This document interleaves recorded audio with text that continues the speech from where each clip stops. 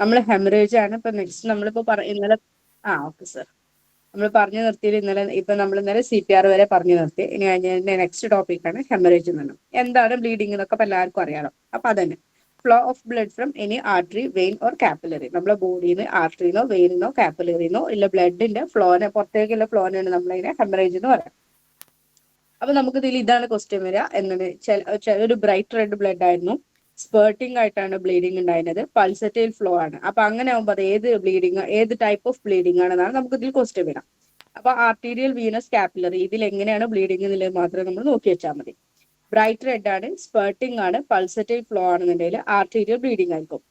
Dark red ആണ്, സ്പേർട്ടിംഗ് അല്ല, not സ്പേർട്ടിംഗ് ആണ്. അതേപോലെ സ്റ്റഡി ഫ്ലോ ആണെന്നുണ്ടെങ്കിൽ അത് വീനസ് ബ്ലഡിംഗ് ആയിരിക്കും. അതേപോലെ കാപ്പിലറി ആണെങ്കിൽ റെഡ് ആയിരിക്കും, അതേപോലെ പക്ഷെ സ്പേർട്ടിംഗ് അല്ല, മറ്റേ പോലെ തന്നെ സ്ലോ ബട്ട് ഈവൻ ഫ്ലോ. മറ്റേ ആർട്ടീരിയൽ എന്ന് പറഞ്ഞാൽ തെറിച്ച് പോകണം, ആ ഒരു പെട്ടെന്ന്. സ്പേർട്ടിംഗ് എന്ന് പറഞ്ഞാൽ അങ്ങനെ തെറിച്ചിട്ടാണ് ചീറ്റി പോവാന്നൊക്കെ പറയില്ല നമ്മൾ, അതേ രീതിയിൽ ഉണ്ടാവും. കാപ്പിലറി അങ്ങനെയൊന്നും ഉണ്ടാവില്ല. നമ്മളിപ്പോ ഒരു കത്തി തട്ടിയാലൊക്കെ നമുക്കൊരു സ്ലോ ആയിട്ടില്ലേ ഇതിൽ പോരാം, അങ്ങനെ ഉറ്റി പോരുന്നത്. അപ്പൊ സ്ലോ ബട്ട് ഈവൻ ഫ്ലോ, ഒരേ രീതിയിലാണ് വരിക. അപ്പൊ കാപ്പിലറി ബ്ലീഡിങ്. അപ്പൊ നമ്മൾ ഇങ്ങനെ ശരി, നമ്മളെ ബോഡിയിൽ നിന്ന് ബ്ലഡ് പോകുന്ന സമയത്ത് RBC കൂടെ അതിന്റെ കൂടെ നഷ്ടപ്പെടും. അപ്പൊ ഈ RBC ഉണ്ടാകുന്ന സമയത്താണ് നമ്മളെ ഓക്സിജന് നമ്മളെ ബോഡിക്ക് എല്ലായിടത്തേക്കും എത്തിക്കാനൊക്കെ ഹെൽപ്പ് ചെയ്യുന്നത്, ടിഷ്യൂസിനൊക്കെ. അപ്പോൾ ഇവിടെ RBC ഇല്ലാത്തതുകൊണ്ട് തന്നെ ഓക്സിജൻ സപ്ലൈ കുറയും. അപ്പൊ അതിനനുസരിച്ചിട്ടാണ് നമുക്ക് സിംറ്റംസ് ഉണ്ടാകുക. അപ്പൊ ബ്ലഡിന്റെ വോളിയം, ടോട്ടൽ ആയിട്ടുള്ള ബ്ലഡിന്റെ വോളിയം എന്താണ്, ഇപ്പൊ ഈ ഫ്ലോ എന്താണ് ഹെമറേജ് കൊണ്ട് പോകുന്നതുകൊണ്ട് തന്നെ BP സ്വാഭാവികമായിട്ടും BP കുറയും.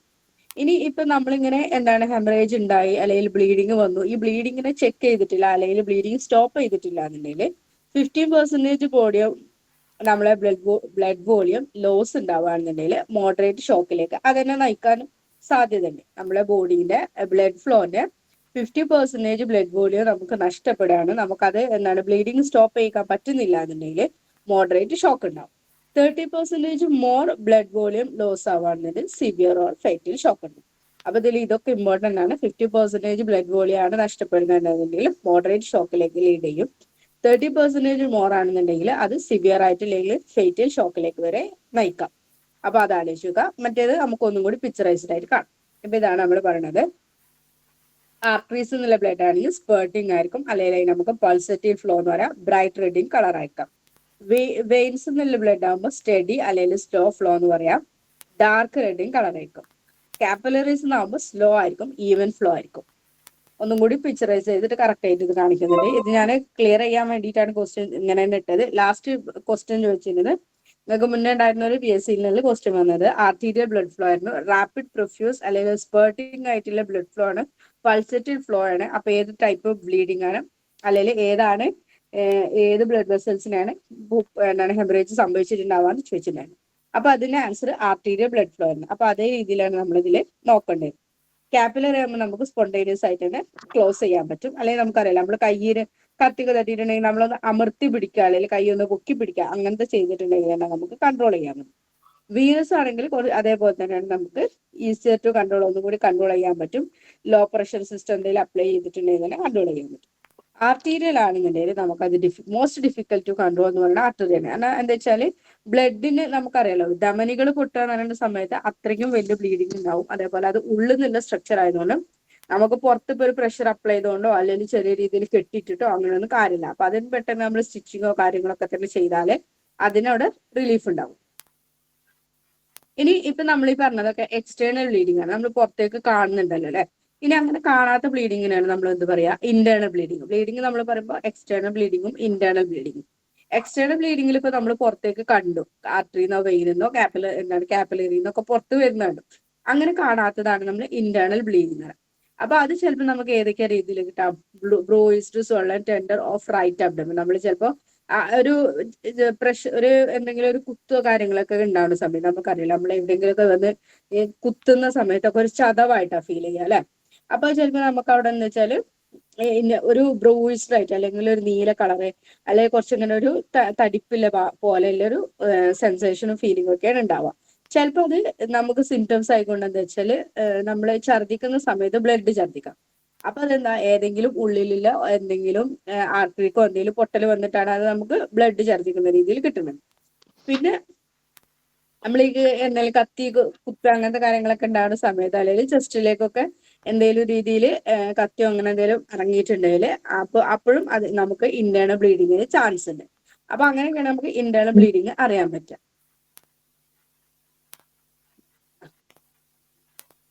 ഇനി അതിന്റെ നെക്സ്റ്റ് ആണ് നമ്മളിപ്പോ വൂൺസ് കഴിഞ്ഞു, ഇനി ഷോക്കാണ് പിന്നെ പറയാനുള്ളത്. വൂൺസ് കഴിഞ്ഞിട്ടുണ്ടെങ്കിൽ നമുക്ക് നെക്സ്റ്റ് ഷോക്ക്. അപ്പൊ ഷോക്കിൽ എന്താ വെച്ചാൽ decreasing effective circulating blood volume or fluid in the body as A result of injury or illness. ഇപ്പൊ നമ്മൾ ഹെമറേജ് വന്നിട്ടാണ് നമ്മൾ പറഞ്ഞു, ഹെമറേജ് വന്നിട്ട് അത് ഷോക്കിലേക്ക് നയിക്കാന്ന് പറഞ്ഞു. അപ്പൊ അതേപോലെ തന്നെ നമ്മുടെ ബോഡിയിൽ ആവശ്യമുള്ള ബ്ലഡ് വോളിയത്തിന്റെ സർക്കുലേറ്റ് ചെയ്യുന്ന എഫക്റ്റീവ് ആയിട്ട് നമുക്ക് ആവശ്യമുള്ള സർക്കുലേറ്റിംഗ് ബ്ലഡ് വോളിയം ഏതെങ്കിലും രീതിയിൽ അത് കുറയുന്ന സമയത്ത് അത് ഇഞ്ചുറി അല്ലെങ്കിൽ ഇൽനെസ്സിലേക്ക് നയിക്കുന്നതിനാണ് നമ്മൾ എന്താ പറയുന്നത്, ഷോക്ക് എന്ന് പറയുന്നത്. ഷോക്ക് നമുക്ക് ചിലപ്പോൾ അതൊരു ഫെയിംനെസ് എന്നുള്ള രീതിയിൽ നമുക്കറിയാലോ, നമ്മളിപ്പോ കുറെ നേരം നിൽക്കുന്ന സമയത്ത് ഇപ്പൊ അസംബ്ലിയിൽ അങ്ങനെയൊക്കെ നിൽക്കുന്ന സമയത്ത് നമ്മൾക്ക് എന്താണ് ഫുള്ള് ബ്ലഡ് ഒക്കെ എന്തായിരിക്കും പൂളിങ് ആണ് നടക്കുക. അപ്പൊ കാലിലേക്കാണ് ബ്ലഡ് നിൽക്കുക. അപ്പൊ ചിലപ്പോൾ നമുക്ക് ബ്രെയിനിലേക്ക് അതിനനുസരിച്ചിട്ട് കിട്ടാഞ്ഞാലൊക്കെ നമ്മൾ പെട്ടെന്നൊന്ന് തലകറങ്ങി വീഴും അല്ലെ. അത് സ്വാഭാവികമായിട്ട് നമ്മളൊന്ന് ഒന്ന് വെള്ളം കുടിക്കുകയോ അല്ലെങ്കിൽ ഒന്ന് ഇരിക്കുകയോ കിടക്കുകയോ ചെയ്താൽ തന്നെ നമുക്ക് നോർമലി നമ്മൾ തിരിച്ചു വരികയും ചെയ്യും. അതുപോലെന്ന് ചിലപ്പോൾ അത് കംപ്ലീറ്റ് കൊളാപ്സിലേക്ക് വരെ വരാം. ഇപ്പൊ നമ്മളിപ്പോ പറഞ്ഞ രീതിയിൽ ബ്ലഡ് വോളിയം ഒരുപാട് നഷ്ടപ്പെടുക, 30% മേലെ നഷ്ടപ്പെടുന്ന സമയത്ത് എന്തായിരിക്കും അത് കംപ്ലീറ്റ് കൊളാപ്സിലേക്ക് പോകാം. അപ്പൊ ഈ ഷോക്ക് എന്ന് പറഞ്ഞാൽ ഈവൻ നമ്മൾ പറയുന്ന ഒരു ഫെയിൽനെസ് മുതൽ കംപ്ലീറ്റ് കൊളാപ്സ് വരെ വരാം. നമ്മളിപ്പോ ഒരു പെട്ടെന്ന് അങ്ങനെയല്ലോ, അതായത് ഒരു തല കറങ്ങുന്ന പോലെ ഉണ്ട് കേട്ടോ എന്ന് പറയുമ്പോൾ വീഴൽ കഴിയും, പക്ഷെ നമ്മളെ കഴിഞ്ഞാൽ തന്നെ നമുക്ക് ബോധം വരും. അപ്പൊ അതേ രീതിയിൽ മുതൽ കംപ്ലീറ്റ് കൊളാപ്സിലേക്ക് വരെ വരാം. ഇനി എന്തൊക്കെയാണ് ഷോക്കിന് നമുക്ക് സിംറ്റംസ് ആയിട്ട് കിട്ടുന്നത്? Early loss of consciousness mainly involve the nervous system and that may be fatal. ചിലപ്പോൾ പെട്ടെന്ന് തന്നെ ഫസ്റ്റ് നമുക്ക് എന്താ വെച്ചാൽ കോൺഷ്യസ്നസ് ആണ് പെട്ടെന്ന് ചില ആൾക്കാർക്ക് പോകാം. ഇപ്പൊ എന്താണ് നമ്മൾ പാമ്പ് അടിക്കുക അല്ലെങ്കിൽ അതേപോലെ തന്നെ ബേണ് കൂടുതൽ ഉണ്ടാവുക, അങ്ങനെയൊക്കെ ഉണ്ടാവുന്ന സമയത്ത് എന്തായിരിക്കും ചിലപ്പോൾ നമുക്ക് ആദ്യം തന്നെ ഒരു പേടി കൊണ്ടായിരിക്കും ചിലപ്പോൾ അൺകോൺഷ്യസ്നെസ് പോയിട്ട് ബോധം പോയിട്ട് അത് ചിലപ്പോൾ നെർവസ് സിസ്റ്റത്തിനെ ബാധിക്കും. ചിലപ്പോൾ അവിടേക്കുള്ള രക്തോട്ടം മൊത്തമായിട്ട് പോകും. അപ്പൊ അത് ചിലപ്പോൾ ഫെറ്റലിലേക്ക് പോകും. ഇനി progressive loss of blood from active circulation leads to low heart output and insufficient oxygen to cell. അപ്പൊ അതെന്താ വെച്ചാൽ ഇനി കുറച്ച് ഇങ്ങനെ പോയിക്കൊണ്ടേയിരിക്കുകയാണ്. നമ്മളിപ്പോ എന്തെങ്കിലും യൂട്രസിന് കംപ്ലൈന്റ്, ഗർഭപാത്രത്തിന് എന്തെങ്കിലും മുഴകളോ കാര്യങ്ങളോ ഒക്കെ ഉണ്ടാവുക, അല്ലെങ്കിൽ വേറെ ഏതെങ്കിലും രീതിയിൽ ബ്ലഡ് കണ്ടിന്യൂസ് ആയിട്ട് കുറച്ച് പോയിക്കൊണ്ടേയിരിക്കുകയാണെന്നുണ്ടെങ്കിൽ നമ്മളെ ഹാർട്ടിന് ബ്ലഡിന്റെ പമ്പിങ് കുറയും. അപ്പൊ ഹാർട്ടിന്റെ ഔട്ട്പുട്ട് കുറയും. അപ്പൊ സാധാരണയായിട്ട് നമ്മൾ വേണ്ട ഓക്സിജൻ സെൽസിലേക്ക് കിട്ടുന്നത് കുറയും. അപ്പൊ നമുക്ക് എന്താ വെച്ചാൽ കുറച്ച് കഴിഞ്ഞാൽ വൈറ്റൽ ഫോർ സർവൈവൽ ആയിട്ട് മാറും. അതായത് നമുക്ക് ഇങ്ങനെ എന്താണ് ഓരോരോ ബുദ്ധിമുട്ടുകൾ അതിന്റെ രീതിയിൽ കാണിക്കും. Sustained lowered B P which leads to liver and kidney failure. വീണ്ടും ഇതേ രീതിയിൽ തന്നെ ബ്ലഡ് സർക്കുലേഷൻ കുറയുകയാണെന്നുണ്ടെങ്കിൽ ബി പി വീണ്ടും കുറയും. പ്രഷർ വീണ്ടും കുറഞ്ഞിട്ടുണ്ടെങ്കിൽ നമ്മളെ ലിവറിനും കിഡ്നിക്കും ഒക്കെ തന്നെ ആവശ്യമുള്ള രീതിയിൽ കിട്ടാത്തതുകൊണ്ട് അതിന് ഫെയിലിയർ വരെ സംഭവിക്കാൻ സാധ്യതയുണ്ട്. അപ്പൊ ഇതൊക്കെ നമ്മൾ ഷോക്കിന്റെ ലേറ്റർ ആയിട്ട് നമുക്ക് കിട്ടുന്ന കാര്യങ്ങളാണ്. ഇനി എന്തൊക്കെ കൊണ്ട് ഷോക്ക് വരാം? അപ്പൊ നമ്മളിപ്പോ മുന്നേ പറഞ്ഞില്ലേ, ഇനിയിപ്പോ ബ്ലഡ് കുറഞ്ഞാല് ഇങ്ങനെയൊക്കെ പല കാരണങ്ങൾ കൊണ്ട് നമുക്ക് ഷോക്ക് വരാം. ഷോക്ക് എന്ന് പറഞ്ഞാൽ ഒന്നുമില്ല, സ്വാഭാവികമായിട്ട് നമ്മളെ ബോഡിയിൽ വേണ്ട ബ്ലഡിന്റെ വോളിയം അതേ രീതിയിൽ എല്ലായിടത്തേക്കും എത്തുന്നില്ലെങ്കിൽ അവിടെ നമ്മൾ അതിന് ഷോക്ക് എന്ന് പറയും. അത്രേ ഉള്ളൂ. അപ്പൊ സിവിയർ അല്ലെങ്കിൽ എക്സ്റ്റൻസീവ് ആയിട്ട് എന്തെങ്കിലും ഇഞ്ചുറീസ് ഉണ്ടാവുക, അല്ലെങ്കിൽ severe pain, heart attack, loss of blood, ഇപ്പൊ നമ്മൾ പറഞ്ഞ haemorrhage, severe burns, electric shock, പിന്നെ exposure to extreme heat or cold, പിന്നെ ബാക്കി എല്ലാ അലർജിക് റിയാക്ഷൻസ്, അതേപോലെ bite of stings of poisonous snake or insect അങ്ങനെ എന്തെങ്കിലും ഉണ്ടാവുക, പിന്നെ അതേപോലെ ഗ്യാസ് പോയിസണിങ്ങില്, പിന്നെ എന്തെങ്കിലും ഇന്റേണൽ ആയിട്ട് നമ്മൾ പോയിസൺ എടുക്കുന്ന സമയത്ത് പെട്ടെന്നൊരു ഇമോഷണൽ സ്ട്രെസ് വരിക, ഫ്രൈറ്റ് വരിക, അങ്ങനത്തെ കാര്യങ്ങൾ. അതേപോലെ തന്നെ കൂടെ വേറെ എന്തെങ്കിലും ഇൽനെസ് വരിക. ഇപ്പൊ എന്താ വെച്ചാൽ ഇതൊക്കെ നമുക്ക് ഷോക്കിലേക്ക് നയിക്കാം. നമ്മൾ പറയില്ല പെട്ടെന്ന് ഷോക്കായി, ആ ഒരു രീതി തന്നെയാണ് ഇവിടെ നമ്മൾ ഉദ്ദേശിക്കുന്നത്. അതായത് ആ ഭാഗത്തേക്ക് നമ്മൾ ബ്ലഡ് സർക്കുലേഷൻ കിട്ടുന്നില്ല. നമ്മളിങ്ങനെ ഷോക്ക് അടിച്ച പോലെ നിന്നു എന്നൊക്കെ പറയണത് എന്താ, ആ ഒരു മൊമെന്റിൽ നമുക്ക് ബ്ലഡ് സർക്കുലേഷൻ അവിടെ കുറയും. അപ്പൊ അങ്ങനെ തന്നെയല്ലോ നമ്മളൊരു എന്താണ് സഡൻ ആയിട്ടൊരു ഇമോഷണൽ സ്ട്രെസ് വരിക, അല്ലെങ്കിൽ ഭയങ്കരമായിട്ട് എന്തെങ്കിലും പേടിപ്പിക്കുന്ന ഫ്രൈറ്റോ കാര്യങ്ങളൊക്കെ വരുന്ന ആ ഒരു സമയത്ത് നമ്മൾ സ്റ്റക്കായിട്ട് ഇങ്ങനെ നിൽക്കൂലേ, ആ നിൽക്കുന്നതിന് തന്നെയാണ് നമ്മൾ ഷോക്ക് നമ്മൾ സാധാരണ കോമൺ ആയിട്ട് യൂസ് ചെയ്യുന്നത്. അപ്പൊ അതേ രീതിയിൽ തന്നെയാണ്. പിന്നെ അതിന്റെ വലിയ ഇതാണ് നമ്മൾ ബേൺസ് ഉണ്ടാകുന്ന സമയത്ത്, ബ്ലീഡിങ് കൂടുതലാകുന്ന സമയത്തൊക്കെ നമ്മൾ പറയുന്നത്. ഇനി നമ്മൾ കുറച്ച് ടൈപ്പ് ഓഫ് ഷോക്ക് പറയണേ, എന്തൊക്കെയാണ് ഷോക്ക്, അതിലെന്തൊക്കെയാണ് നമുക്ക് സിംറ്റംസ് കിട്ടുക, അങ്ങനത്തെ കുറച്ച് കാര്യങ്ങൾ. മെയിൻ ആയിട്ട് നമ്മൾ പറയുന്നത് സെപ്റ്റിക് ഷോക്ക്, അനഫൈലൈറ്റിക് ഷോക്ക്, ഹൈപ്പോവളീമിക് ഷോക്ക്, അങ്ങനെ കുറച്ച് കാര്യങ്ങൾ പറയുന്നുണ്ട് കേട്ടോ. അപ്പൊ septic shock Septic shock occurs from infection affecting the whole body that lead to low BP. It affects infant, elderly person with weakened immune system. Any bacteria, fungi and some viruses. ഇതെന്താ വെച്ചാല് നമ്മളെ ബോഡിയിൽ ഏതെങ്കിലും രീതിയിലുള്ള infection ഉണ്ടാവാം. അങ്ങനെ ഉണ്ടാവുന്ന സമയത്ത് നമ്മളെ ബ്ലഡ് പ്രഷർ കുറയുന്ന സമയത്ത് ഇപ്പൊ ഇങ്ങനെ നിങ്ങൾ കേട്ടിട്ടുണ്ടാവും, നമ്മൾ എന്തെങ്കിലും സ്ട്രെപ്റ്റോകോക്കെ സ്റ്റഫൈലോകോക്കെ ഇങ്ങനത്തെ ഇൻഫെക്ഷൻ വരുന്ന സമയത്ത് അത് കൂടുതലാകുന്ന സമയത്ത് നമ്മൾ ഭയങ്കരമായിട്ട് ടെമ്പറേച്ചറും കാര്യങ്ങളൊക്കെ കൂടും. അങ്ങനെ കൂടി നിൽക്കുന്ന സമയത്ത് നമ്മുടെ ബോഡിയുടെ BP കുറയും. കൂടുതലായിട്ട് ഇത് കാണാതിരിക്കുക വെച്ചാല് ഇൻഫാൻസിനും അതേപോലെ തന്നെ എൽഡർലി ആയിട്ടുള്ള ആൾക്കാർക്ക്, അല്ലെങ്കിൽ വേറെ എന്തെങ്കിലും രീതിയിൽ ഇമ്മ്യൂൺ സിസ്റ്റം ഭയങ്കര വീക്ക് ആയിട്ട് നിൽക്കുന്ന ആൾക്കാർ, ക്യാൻസറോ അല്ലെങ്കിൽ TB വേറെ എന്തെങ്കിലും രീതിയിൽ അവരെ പ്രതിരോധ ശേഷി ഓൾറെഡി കുറഞ്ഞു നിൽക്കുന്ന ആൾക്കാർക്ക് പെട്ടെന്ന് സെപ്റ്റിക് ഷോക്ക് വരാൻ സാധ്യതയുണ്ട്. ബാക്ടീരിയ ആകാം, ഫംഗസ് ആകാം, വേറെ എന്തെങ്കിലും വൈറസ് ആകാം. ഇതൊക്കെ തന്നെ സെപ്റ്റിക് ഷോക്കിലേക്ക് നയിക്കാം. ഇനി അനാഫൈലാക്റ്റിക് ഷോക്ക്, ഇത് നമ്മൾ ഒന്നും കൂടി ഡീറ്റെയിൽ ആയിട്ട് തന്നെ നമുക്കൊരു ചാപ്റ്റർ തന്നെ ഉണ്ട് അനാഫൈലാക്റ്റിക് ഷോക്ക്, നമ്മൾ അത് എടുത്ത് പറയുന്നുണ്ട്. അതെന്താ വെച്ചാൽ സിവിയർ അലർജിക് റിയാക്ഷൻ ആണ്, നമ്മളെ ഹോൾ ബോഡീനെ എഫക്ട് ചെയ്യുന്നു. When reacting to allergies the body releases histamine which causes the airway to tighten and inflammation in other body organs. ഇപ്പൊ എന്താ ഏതെങ്കിലും ഒരു അലർജിക് റിയാക്ഷൻ ആയിരിക്കും. ചിലപ്പോൾ മെഡിസിനോടാവാം, ചിലപ്പോൾ എന്തെങ്കിലും ഫുഡിനോടാവാം. ചെമ്മീൻ കഴിച്ചിട്ട് എന്താ തൊണ്ട ഫുള്ള് വീങ്ങുന്ന ആൾക്കാർ കേട്ടിട്ടുണ്ടാവും നിങ്ങള്.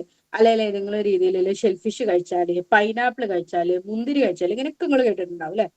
ഇങ്ങനെ ഉണ്ടാവുന്ന ഏതെങ്കിലും ഒരു സാധനത്തിനോടുള്ള അലർജിക് റിയാക്ഷന് ഭാഗമായിക്കൊണ്ട് ബ്ലഡ് സർക്കുലേഷൻ കുറയുകയും ഈ ബോഡിക്ക് ഇവരെന്താ വെച്ചാൽ ഹിസ്റ്റാമിൻ എന്ന് പറഞ്ഞ സാധനം മൊത്തമായിട്ട് റിലീസ് ചെയ്യും. ഹിസ്റ്റാമിൻ എന്ന് പറഞ്ഞിട്ടുണ്ടെങ്കിൽ റിലീസ് ചെയ്തിട്ടുണ്ടെങ്കിൽ എയർവേനൊക്കെ കൊണ്ടുപോയിട്ട് എന്താ വെച്ചാൽ ടൈറ്റൻ ചെയ്യും. അത് നമുക്ക് ശ്വാസം എടുക്കാനും അങ്ങനത്തെ കാര്യങ്ങൾക്കൊക്കെ ബുദ്ധിമുട്ടുണ്ടാക്കും. അതേപോലെ ബാക്കിയുള്ള എല്ലാ ഭാഗത്തും ഇൻഫ്ലമേഷൻ ഉണ്ടാകും. എനിക്ക് ഇപ്പൊ 2-3 ദിവസം മുന്നേ ഒരു പേഷ്യന്റ് ഉണ്ടായി, അവർക്ക് ക്രാബ് കഴിച്ചിട്ടാണ് ഇങ്ങനെ ഇത് സ്റ്റാർട്ട് ചെയ്തത്. ഷെൽഫിഷിന് അങ്ങനെ തന്നെയാണ് വന്നത്. അപ്പോൾ അങ്ങനെ ഒരു മുന്നേ ഒന്നും ഉണ്ടായില്ല, ചിലപ്പോൾ പെട്ടെന്ന് തന്നെ ഇങ്ങനത്തെ സാധനങ്ങളൊക്കെ അലർജിക് ആയിരിക്കും, അങ്ങനെയാണ് വരിക. അപ്പൊ തൊണ്ട ഫുള്ള് പഴുത്തിട്ട് പെട്ടെന്ന് ഹോസ്പിറ്റലൈസ്ഡ് ആയി. അങ്ങനെ ഒന്നും ചെയ്യാനില്ലല്ലോ ആ സമയത്ത്, ഇത് എന്താണെന്നറിയില്ല, ഫുള്ള് ഒരു ഇൻഫ്ലെയിംഡ് ആയിട്ട് വരിക ചെയ്യാം. മൊത്തം വീങ്ങി തടിച്ചവർക്ക് സംസാരിക്കാൻ പോലും പറ്റില്ല, സൗണ്ട് ഉണ്ടാവില്ല, അങ്ങനത്തെ ഒരു രീതിയിലേക്ക് പോവുക ചെയ്യും. ചുണ്ടൊക്കെ തടിച്ച് ഫുള്ള് നമ്മള് മനസ്സിലാവില്ല, അത്രയും രീതിയിൽ ഇവർക്ക് ഫുള്ള് ചുണ്ടൊക്കെ തടിച്ചിട്ട് വരും. അപ്പൊ അങ്ങനത്തെ രീതിയിൽ ഹിസ്റ്റാമിന്റെ പ്രൊഡക്ഷൻ കൂടും. അപ്പൊ അവർക്ക് പെട്ടെന്ന് തന്നെ അത് ഷോക്കിലേക്ക് നയിക്കാം. ഇനി അടുത്തതാണ് കാർഡിയോജനിക് ഷോക്ക്. കാർഡിയോജനിക് ഷോക്ക് എന്ന് പറഞ്ഞിട്ടുണ്ടെങ്കിൽ എന്തെങ്കിലും ഹാർട്ടിന്റെ പ്രശ്നം കൂടി ഇല്ല ഒരാൾക്ക് പെട്ടെന്ന് തന്നെ വരാൻ സാധ്യതയുണ്ട്. This type of shock occurs from heart problems. Already ഹാർട്ടിന്റെ പ്രോബ്ലംസ് എന്തെങ്കിലും ഉണ്ടാകണം, അപ്പൊ ബ്ലഡിന്റെ വോളിയം കുറയും. Heart is damaged and cannot pump blood as it should. ഇവിടെ എന്താ വെച്ചാൽ ഓൾറെഡി ഹാർട്ടിന്റെ പ്രശ്നമുണ്ട്, അപ്പൊ അതിന്റെ കൂടെ തന്നെ ബ്ലഡ് കറക്റ്റ് ആയിട്ട് പമ്പ് ചെയ്യാൻ പറ്റുന്നില്ല. അപ്പൊ അത് കാർഡിയോജനിക് ഷോക്കിലേക്ക് നയിക്കും. അപ്പൊ ഇവിടെ നമുക്ക് എന്താ വെച്ചാൽ ഹാർട്ട് അറ്റാക്ക്, മയോകാർഡിയൽ ഇൻഫാക്ഷൻ, അങ്ങനത്തെ ഓരോ രീതിയിലുള്ള അസുഖങ്ങളും കാര്യങ്ങളും കൂടി ഇതിന്റെ കൂടെ കിട്ടും. ഇനി ഹൈപ്പോവോളീമിക് ഷോക്ക്. ഇവിടെ എന്താ വെച്ചാൽ നമ്മൾ പറഞ്ഞ രീതിയിൽ ഇപ്പൊ ഏതെങ്കിലും രീതിയിൽ ഹെമറേജ് ഉണ്ടാവാം, excessive loss of blood and body fluids due to injury. ഏതെങ്കിലും രീതിയിലുള്ള ഒരു ഇഞ്ചുറി ഉണ്ടായി, ആ ഇഞ്ചുറി കഴിഞ്ഞിട്ട് നമ്മളെ ബോഡിയിൽ നിന്ന് ഒരുപാട് ബ്ലഡ് ലോസ് ആയി പോയി. അങ്ങനെ ഉണ്ടാവുന്ന സമയത്ത് എന്താണ്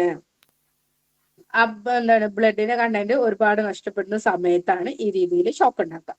അപ്പൊ നമ്മൾ നേരത്തെ പറഞ്ഞ തന്നെ ഹാർട്ടിന് എന്താ വെച്ചാൽ സഫീഷ്യന്റ് ബ്ലഡ് പമ്പ് ചെയ്യാൻ പറ്റില്ല. അപ്പൊ ഓരോ ഓർഗനും ഫെയിലർ ആവും. ആ ഓർഗനിലേക്കൊക്കെ തന്നെ നമുക്ക് ഷോക്ക് ആയിട്ട് സിംറ്റംസ് പ്രസന്റ് ചെയ്യും. അപ്പൊ ബ്ലഡ് അങ്ങനെ ഉണ്ടാവുന്ന സമയത്ത് ആള് കൊളാപ്സ് ആവുക ചെയ്യാം. ഇനി neurogenic shock occurs from damage to the nervous system. It common with spinal cord injuries from accidents and other forms of injuries. ഇവിടെ എന്താ വെച്ചാൽ നമ്മളിപ്പോ ഒരു പെട്ടെന്ന് ഒരു ആക്സിഡന്റോ കാര്യങ്ങളോ ഉണ്ടാവുന്ന സമയത്ത് നെർവസ് സിസ്റ്റത്തിന് എന്തെങ്കിലും പറ്റുക, അല്ലെങ്കിൽ നമ്മളെ സ്പൈനൽ കോഡ്, വെർട്ടിബ്രൽ കോളത്തിലെ സ്പൈനൽ കോഡിന് എന്തെങ്കിലും പറ്റുന്ന സമയത്തും പെട്ടെന്ന് ഉണ്ടാവുന്ന ന്യൂറോജനിക് ഷോക്ക് ആയിട്ടാണ് സിംറ്റംസ്. അപ്പോൾ ഇവർക്കും ഇതേപോലെ തന്നെയാണ് ഉണ്ടാവുക. നമ്പനസ് തരിപ്പ് കാര്യങ്ങളൊക്കെ പ്രസന്റ് ആയിരിക്കും. അതേപോലെ മൊത്തം ചിലപ്പോൾ ബോധം തന്നെ പോയിട്ടില്ല സിംറ്റംസും അങ്ങനെയൊക്കെ കിട്ടും. അപ്പൊ നമ്മൾ 5 ടൈപ്പ് ഷോക്കാണ് മെയിൻ. കുറെ ടൈപ്പ് ഷോക്ക് ഉണ്ട് കേട്ടോ. ഷോക്ക് നമ്മൾ പറയുകയാണെങ്കിൽ തന്നെ ഒരു 8-10 ടൈപ്പ് ഒക്കെ പറയാനുണ്ട്. നമ്മൾ മെയിൻ ആയിട്ട് ഒരു 5 എടുത്ത് പറഞ്ഞു എന്നേ ഉള്ളൂ. Septic shock, anaphylactic shock, cardiogenic shock, hypovolemic shock, neurogenic shock. ഇനി ഇതിൽ കുറച്ച് കാര്യങ്ങൾ കൂടി നമ്മൾ പറയുന്നുണ്ട്. ഇപ്പൊ നമ്മൾ പറഞ്ഞ ഇതൊക്കെ എന്താ വെച്ചാല് ഇപ്പൊ പറഞ്ഞതിനെ ഒന്നും കൂടി എടുത്തൊന്ന് ക്ലിയർ ചെയ്യുന്നതാണ് കേട്ടോ. ഇപ്പൊ നമ്മുടെ ബോഡിയിൽ എന്തെങ്കിലും രീതിയിലുള്ള അലർജിക് റിയാക്ഷൻ വന്നു, ഏതെങ്കിലും രീതിയിലായിക്കോട്ടെ, അപ്പൊ സിസ്റ്റമിക് വാസോ ഡയലറ്റേഷൻ സംഭവിക്കും. അതായത് ബ്ലഡ് വെസൽസ് ഒക്കെ തന്നെ ഒന്ന് ഡയലേറ്റ് ചെയ്ത് ഇങ്ങനെ നിൽക്കുക ചെയ്യുക. അതായത് ബ്ലഡ് ഫ്ലോ അങ്ങനെ പോയിക്കൊണ്ടേ ഇരിക്കണം. അപ്പൊ ബ്ലഡ് ഫ്ലോ ഇത് ഇങ്ങനെ ഡയലേറ്റ് ചെയ്ത് നിൽക്കുക എന്ന് പറയുന്നതുകൊണ്ട് എന്താ വെച്ചാല് നമ്മളെ വൈറ്റൽ ഓർഗൻസിലേക്ക്, നമ്മളെ ഹാർട്ട്, ബ്രെയിന് അങ്ങനെയൊക്കെയുള്ള കുറച്ച് വൈറ്റൽ ഓർഗൻസിലേക്കൊക്കെ തന്നെ അല്ലെ ബ്ലഡ് ഫ്ലോ കുറയും. അങ്ങനെ ബ്ലഡ് ഫ്ലോ കുറയുന്നോണ്ട് സമയത്ത് തന്നെ എന്താണ് ബാക്കി സിംറ്റംസ് ഒക്കെ നമുക്ക് കിട്ടുന്നത്. അപ്പോൾ സെപ്റ്റിക് ഷോക്കിൽ നമ്മൾ പറഞ്ഞു മേ ബി സ്റ്റെഫൈലോകോക്ക് എന്തെങ്കിലും രീതിയിലുള്ള ബാക്ടീരിയ ആകാം. സാധാരണയായിട്ട് ഇത് സ്റ്റെഫൈലോകോക്ക് സോറിയസ് ആണ് അങ്ങനത്തെ സെപ്റ്റിക് ഷോക്ക് ഉണ്ടാക്കുക. അപ്പൊ സ്റ്റെഫൈലോകോക്ക് സോറിയസ് വേറെ സ്ട്രെപ്റ്റോകോക്ക് ആകാം, ചിലപ്പോൾ ഫംഗസ് ആകാം, വൈറസ് ആകാം. ഇനി അനാഫൈലൈറ്റിക് ഷോക്കിൽ നമ്മൾ പറഞ്ഞു ഏതെങ്കിലും രീതിയിലുള്ള ഫുഡ് പ്രോഡക്ട്സ് ആകാം. സാധാരണയായിട്ട് കുട്ടികൾക്ക് നമ്മൾ കാണിക്കാറുള്ളത് ഫുഡ് പ്രോഡക്ട്സ് ആണ്. ചിലപ്പോ പേഷ്യൻസ് അങ്ങനെയാണ് പറഞ്ഞത്, എന്താ കരിച്ചൊക്കെ കഴിക്കാൻ പറ്റുന്നില്ല, മുന്തിരി കഴിക്കാൻ പറ്റുന്നില്ല, അങ്ങനെയാണ് കുട്ടികൾക്ക് എടുത്തു പറയാറുണ്ട്. അങ്ങനത്തെ ഇതാണ് നമ്മൾ ചില ആൾക്കാർക്ക് ബീഫ് കഴിച്ചാൽ അങ്ങനെയൊക്കെ നമ്മൾ ആന്റി ക്രൂഡൊക്കെ കൃത്യമായിട്ട് എടുത്ത് പറയുന്നുണ്ട് അങ്ങനെ ആകുമ്പോൾ. അപ്പൊ ബീഫ് കഴിച്ചാലുള്ള സമയത്താണ് കൂടുതൽ എന്താണ് ഈ രീതിയിൽ തടിച്ചു പോകുന്നത്. അപ്പൊ ഏത് രീതിയിലായിക്കോട്ടെ അതിനാണ് നമ്മൾ അനാഫൈലൈറ്റിക് ഷോക്ക് എന്ന് പറയുന്നത്.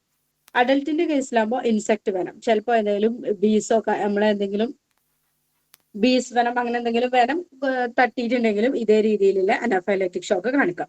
ചില മെഡിക്കേഷൻസ് ഏതെങ്കിലും പേഷ്യൻസ് ഇപ്പൊ നമ്മളടുത്ത് ഹോമിയോയിൽ വരുന്ന സമയത്ത് അവർ പ്രത്യേകിച്ച് പറയാറുണ്ട് ചില അലോപ്പതി മെഡിസിൻസ് എടുക്കുന്ന സമയത്ത് ഭയങ്കരമായിട്ട് അലർജിക് റിയാക്ഷൻസ് ഉണ്ടാക്കും, അതുകൊണ്ടാണ് ഞങ്ങൾക്ക് അത് എടുക്കാനേ പറ്റില്ല, അത് ജസ്റ്റ് എടുക്കുമ്പോഴേക്ക് മൊത്തം തടിച്ചു പൊന്നുന്ന രീതിയിലാണ്. അപ്പൊ അവർക്ക് നമ്മൾ തന്നെ ആയിരിക്കുമല്ലോ ശരിക്കും ഒരു ആശ്രയം. അപ്പൊ അതേ രീതിയിലും കാണിക്കാം മെഡിക്കേഷൻസിൽ കേട്ടോ. ഇനി ന്യൂറോജനിക് ഷോക്ക് ഇപ്പൊ നമ്മൾ പറഞ്ഞത് എന്തെങ്കിലും രീതിയിൽ സ്പൈനൽ കോഡിന് ട്രോമ വരാം. അപ്പൊ സെറിബ്രൽ ഇഷീമിയ എന്നൊക്കെ പറഞ്ഞിട്ടുണ്ടെങ്കിൽ നമ്മളെ സെറിബ്രത്തിലേക്കുള്ള ബ്ലഡ് ഫ്ലോ കുറയുക ചെയ്യാം. അപ്പോൾ അതിൽ തന്നെയാണ് ഈ സബറാഗ്നോയിഡ് ഹെമറേജ് ഒക്കെ ഉണ്ടാവുന്ന സമയത്ത് നിങ്ങൾ ഡീറ്റെയിലേക്ക് പോകണ്ട. അതുപോലെ മെനിഞ്ചൈറ്റിസ്, ഇതൊക്കെയാണ് ന്യൂറോജനിക് ഷോക്കിന്റെ സിംറ്റംസ് ആയിട്ട് നമുക്ക് കിട്ടുക. ഇനി ഇതിന്റെ തന്നെ സബ് കാറ്റഗറീസ് ആണ്. സബ് കാറ്റഗറിക്കൊന്നും നമ്മൾ അത്രക്ക് പോണില്ല കേട്ടോ. ഇനി അതിന്റെ സൈൻസ് സിംറ്റംസ് എന്തായിരിക്കും? നമ്മളിപ്പോ ഷോക്ക് നമ്മൾ മറ്റോടത്തൊക്കെ എടുത്ത് പറഞ്ഞിരുന്നു. ടാക്കിപ്നിയ പറഞ്ഞ സമയത്ത്, ടാക്കികാർഡിയ പറഞ്ഞ സമയത്തൊക്കെ നമ്മൾ പറഞ്ഞിട്ടുണ്ടായിരുന്നു ഷോക്ക് എന്താണ് കാർഡിയോജനിക് ഷോക്ക് അല്ലെങ്കിൽ ഹൈപ്പോവൊളീമിക് ഷോക്ക് എന്നൊക്കെ നമ്മൾ അവിടെ ഒക്കെ പറഞ്ഞിട്ടുണ്ടായിരുന്നു.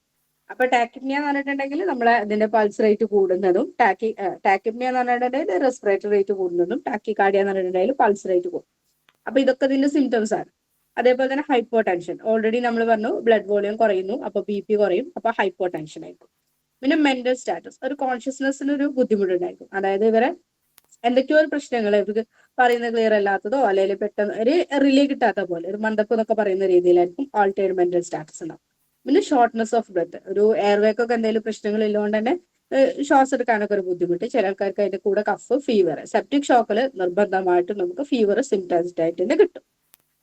ഓക്കെ, ഇനിയിപ്പോ നമ്മൾ ഇങ്ങനെ നോക്കുന്ന സമയത്ത് എല്ലാത്തിലും ഹാർട്ട് റേറ്റ് കൂടും, അങ്ങനത്തെ കാര്യങ്ങളൊക്കെ നമ്മൾ പറഞ്ഞല്ലേ. ഹൈപ്പോവൊളീമിക് ഷോക്കിന്റെ സമയത്തും ഹാർട്ട് റേറ്റ് കൂടും, പിന്നെ കാർഡിയോജനിക്കിൽ ഹാർട്ട് റേറ്റ് കൂടും, സെപ്റ്റിക് ഷോക്കിൽ ഹാർട്ട് റേറ്റ് കൂടും, അനാഫൈലൈറ്റിക് ഷോക്കിലും ഹാർട്ട് റേറ്റ് കൂടും, എക്സെപ്റ്റ് ന്യൂറോജനിക് ഷോക്ക്. ന്യൂറോജനിക് ഷോക്കിന്റെ സമയത്ത് എന്താ വെച്ചാല് പേഷ്യന്റിന് ഇതല്ലേ ഒരു നെർവസ് സിസ്റ്റത്തിനെ ബാധിക്കണം. അപ്പൊ ഹാർട്ട് റേറ്റ് കുറയാ ചെയ്യാം. ഓൾറെഡി ആവശ്യമുള്ള രീതിയിൽ ഇത് വരുന്നില്ലല്ലോ, ബ്ലഡിൽ പമ്പിങ്ങും കാര്യങ്ങളും ഒന്നും കുറയാത്തതുകൊണ്ട് തന്നെ അവിടെ ഹാർട്ട് റേറ്റ് കുറയാ ചെയ്യാം.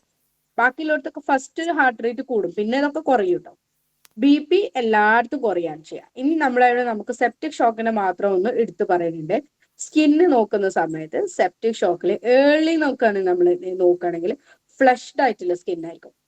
ഫ്ലഷ്ഡ് സ്കിൻ എന്ന് പറഞ്ഞിട്ടുണ്ടെങ്കിൽ ഭയങ്കരമായിട്ട് നമ്മളിപ്പോ ബെല്ലഡോണയിലൊക്കെ പറയുന്ന പോലെ ഇങ്ങനെ ഒരു റെഡിഷ് ആയിട്ടൊക്കെ കാണിക്കുന്നത് അല്ലെ, അതേപോലെ ആയിരിക്കും ഏർലി ഫേസിൽ നോക്കുകയാണെങ്കിൽ. ലേറ്റർ നോക്കുകയാണെങ്കിൽ കൂൾ ആൻഡ് പെയിൽ ആയിരിക്കും. പക്ഷെ എപ്പോഴും നമ്മളെ ഇന്റർവ്യൂലൊക്കെ കാര്യമായിട്ട് ചോദിക്കാറുള്ളത് സെപ്റ്റിക് ഷോക്കാണ്. സെപ്റ്റിക് ഷോക്കിൽ എന്താ വെച്ചാൽ ആ ഒരു ഫീവറും കാര്യങ്ങളൊക്കെ വരുന്നോണ്ടാണ് ഫസ്റ്റ് ഒരു ചൂടായിരിക്കും കൂടുതൽ പേഷ്യന്റിന് നമുക്ക് ഫീൽ തൊടുമ്പോ വരെ. ബാക്കി എല്ലാത്തിലും നമുക്ക് എന്താ വെച്ചാല് ഓൾറെഡി ഒരു പെയിൽ, കൂൾ, ക്ലാമി അങ്ങനത്തെ സ്കിന്നായിരിക്കും കൂടുതൽ ബാക്കിയിലൊക്കെ കിട്ടാം. ന്യൂറോജനിക് ഷോക്കിൽ ഡ്രൈ വാം എക്സ്ട്രിമിറ്റീസ് എന്ന് പറഞ്ഞാൽ എന്താണെന്ന് വെച്ചാല് ഓൾറെഡി ബ്ലഡ് സർക്കുലേഷന് പറ്റിയ കുറവായിരിക്കുമല്ലോ ന്യൂറോജനിക് ആയതുകൊണ്ട്. നെർവസ് സിസ്റ്റത്തിനെ ബാധിക്കുന്നതുകൊണ്ട് ഉള്ളതാണ് ഡ്രൈ ആയിട്ടുള്ള വാം ആയിട്ടുള്ള എക്സ്ട്രിമിറ്റീസിലാണ് കൂടുതൽ പറയുന്നത്. അങ്ങനെ കൈകാലുകളിലേക്കൊക്കെയാണ് അവിടേക്കുള്ള നമ്പനസ് ആയിരിക്കുമല്ലോ കൂടുതൽ, അതുകൊണ്ടാണ് അവിടെ ഡ്രൈ വാം എക്സ്ട്രിമിറ്റീസ് എന്ന് പറയുന്നത്. പിന്നെ അനാഫൈലൈറ്റിക് എന്തായാലും സ്വല്ലനായിരിക്കുമല്ലോ, നമ്മൾ അതിന് സിംറ്റംസ് തന്നെ എന്താ തടിപ്പ് എന്നുള്ളതാണ്. അപ്പൊ തടിച്ച് ചൊറിച്ചിലൊക്കെ ഉള്ള ഒരു ഇതായിരിക്കും കൂടുതൽ. സെപ്റ്റിക് ഷോക്കിൽ ഒന്ന് ആലോചിച്ച് നോക്കുക, ഏർലി ഫേസിൽ നമുക്ക് എപ്പോഴും ഫ്ലഷ്ഡ് ആയിട്ടുള്ള സ്കിന്നും ലേറ്റർ ആയിട്ട് കൂൾ ആൻഡ് പെയിൽ ആയിട്ടുള്ള സ്കിന്നാണ് കിട്ടുക. ഇനി ഇപ്പൊ നമ്മൾ പറഞ്ഞത് ഹെമറേജ് കഴിഞ്ഞു. ഹെമറേജിന്റെ കാരണം കൊണ്ട് ഷോക്ക് ഉണ്ടായി. പിന്നെ ഷോക്ക് കഴിഞ്ഞു. ഇനി നെക്സ്റ്റ് ആണ് വൂണ്ട് എന്ന് പറഞ്ഞിട്ടുണ്ടെങ്കിൽ. വൂണ്ട് നമ്മൾ എന്താണ് വൂണ്ട് എന്നുള്ളതൊക്കെയാണ് കുറച്ച് പറയുന്നുള്ളൂ. എന്താണ് ക്വസ്റ്റ്യൻ ബേസ്ഡ് കുറവാണ്, കുറച്ച് പോയിന്റ്സ് ഉണ്ട്, അത് മാത്രം ഒന്ന് അവിടെ എന്തായാലും നോട്ട് ചെയ്ത് വെക്കണം. Abnormal break in the skin or other tissues which allows to escape. അതായത് ഏതെങ്കിലും രീതിയിലുള്ള സ്കിന്നിന് ഒരു ബ്രേക്ക് വരിക, അങ്ങനത്തെ നമ്മളെ സ്കിന്നിനോ അല്ലെങ്കിൽ എന്തെങ്കിലും ടിഷ്യൂസിനോ ഒരു ബ്രേക്ക് വരുന്നതിനാണ് നമ്മൾ അതിനെന്താ വെച്ചാൽ അപ്പൊ അതിന്റെ കണ്ടന്റ് ഉള്ളത്തെ കണ്ടന്റിനൊക്കെ പുറത്തേക്ക് എസ്കേപ്പ് ചെയ്യാൻ ഹെൽപ്പ് ചെയ്യുന്ന കൂടി ഉണ്ടായാൽ അതിനാണ് നമ്മൾ അതിന്റെ വൂണ്ട് എന്ന് പറയുന്നത്. വൂണ്ട് രണ്ട് രീതിയിൽ നമുക്ക് ക്ലാസിഫൈ ചെയ്യാം. ക്ലോസ്ഡ് വൂണ്ട് ഉണ്ട്, ഓപ്പൺ വൂണ്ട് ഉണ്ട്. ക്ലോസ്ഡ് വൂണ്ട് എന്ന് പറഞ്ഞാൽ എന്തായിരിക്കും? ബ്ലീഡിങ് ഒന്നും പുറത്തേക്കില്ല, അല്ലെങ്കിൽ വൂണ്ട് സംഭവിച്ചിട്ടുണ്ട്, പക്ഷെ വൂണ്ട് പുറത്തേന്ന് നോക്കുമ്പോൾ നമുക്കൊന്നും കാണാനില്ല. അപ്പൊ ബ്രൂയിസ്, ഹെമറ്റോമ, കണ്ടീഷൻ, നമ്മുടെ ആർണിക്കയിലൊക്കെ പറഞ്ഞ പോലെ ചതവുകളായിരിക്കും ഇവിടെ ഉണ്ടാവും. പുറമേക്ക് നോക്കുമ്പോൾ നമുക്ക് വൂണ്ടോ അല്ലെങ്കിൽ എന്താണ് മുറിവോ കാര്യങ്ങളോ പൊട്ടലോ ഒന്നും ഉണ്ടാവില്ല. പക്ഷെ പേഷ്യന്റിന് ബ്ലഡും കാര്യങ്ങളൊക്കെ അവിടെ തങ്ങി നിൽക്കുന്ന ഒരു ചതവിലേക്ക് ഫീലിംഗ് ആണ് ഉണ്ടാവുക. അപ്പൊ ബ്രൂയിസ്, ഹെമറ്റോമ, കണ്ടീഷൻ നമ്മൾ ഒന്നുകൂടി എടുത്ത് പറയും കേട്ടോ. ഓപ്പൺ വൂണ്ടാണ് സമയത്ത് എന്തായിരിക്കും? പൊട്ടിച്ചതങ്ങി പൊളിഞ്ഞൊക്കെ കാണുന്ന രീതിയിലാണ്, നമുക്കറിയില്ല ഒരു ആക്സിഡന്റ് ഒക്കെ പറ്റിയിട്ടുണ്ടാകുന്ന രീതിയിലാണ് ഓപ്പൺ വൂണ്ട് ഉണ്ടാവുക. Abrasion, avulsion, bite wound, lacerated wound, punctured wound, penetrative wound, gun shoot wound, incised wound, കുറെ രീതിയിൽ വൂണ്ട് ഉണ്ട്. അപ്പൊ ഏതും ആയിക്കോട്ടെ, ഇങ്ങനെ കാണുന്ന അതായത് ബ്ലഡ് പുറത്തേക്ക് രീതിയിൽ പോകുന്ന രീതിയിൽ അല്ലെങ്കിൽ അതിന്റെ ഉള്ളിലത്തെ കണ്ടന്റ് ഒക്കെ പുറത്തേക്ക് വരുന്ന രീതിയിൽ എന്താ പറയാ നമ്മളെ ഓപ്പൺ വൂണ്ട് എന്ന് പറയും. ഓപ്പൺ വൂണ്ട് എന്ന് പറഞ്ഞാൽ allow blood to escape from the body. അവിടെ skin is broken. Skin broken ആയിട്ട് നിൽക്കുന്നതിനെ നമ്മൾ അതിനെ ഓപ്പൺ വൂണ്ട് എന്ന് പറയും. ക്ലോസ്ഡ് ആണെന്നുണ്ടെങ്കിൽ allow blood to escape from the circulatory system but not from the body. Circulatory സിസ്റ്റത്തിൽ നിന്ന് ബ്ലഡ് പോന്നിട്ടുണ്ട്, പക്ഷെ നമ്മുടെ ബോഡിന്റെ പുറത്തേക്ക് ബ്ലഡ് പോയിട്ടില്ല. Skin is not broken. അതാണ് അതിന്റെ ഡിഫറൻസ്. ഓപ്പൺ വൂണ്ടിൽ സ്കിന്ന് ബ്രോക്കൺ ആണ്, ക്ലോസ്ഡ് വൂണ്ടിൽ സ്കിന്ന് ബ്രോക്കൺ അല്ല. അവിടെ പക്ഷെ ഉള്ളിൽ നിന്ന് ബ്ലഡ് പോന്നിട്ടുണ്ട്, അത് പുറത്തേക്കായിട്ട് എത്തിയിട്ടില്ല. ഇനി നമ്മൾ ഓപ്പൺ വൂണ്ടിൽ നമ്മൾ കുറച്ച് കാര്യങ്ങൾ നോക്കിയേക്കാം. ഇതിൽ നിന്ന് ഏതെങ്കിലും അവിടെ എപ്പോഴും ക്വസ്റ്റ്യൻ വരാം. ഇത് എന്ത് രീതിയിലുള്ള വൂണ്ടാണ്, അത്ര ഇതിൽ നിന്ന് ഏതെങ്കിലും ഒരു ടൈപ്പിലാണ് നമ്മൾക്ക് ക്വസ്റ്റ്യൻ വരാൻ സാധ്യത.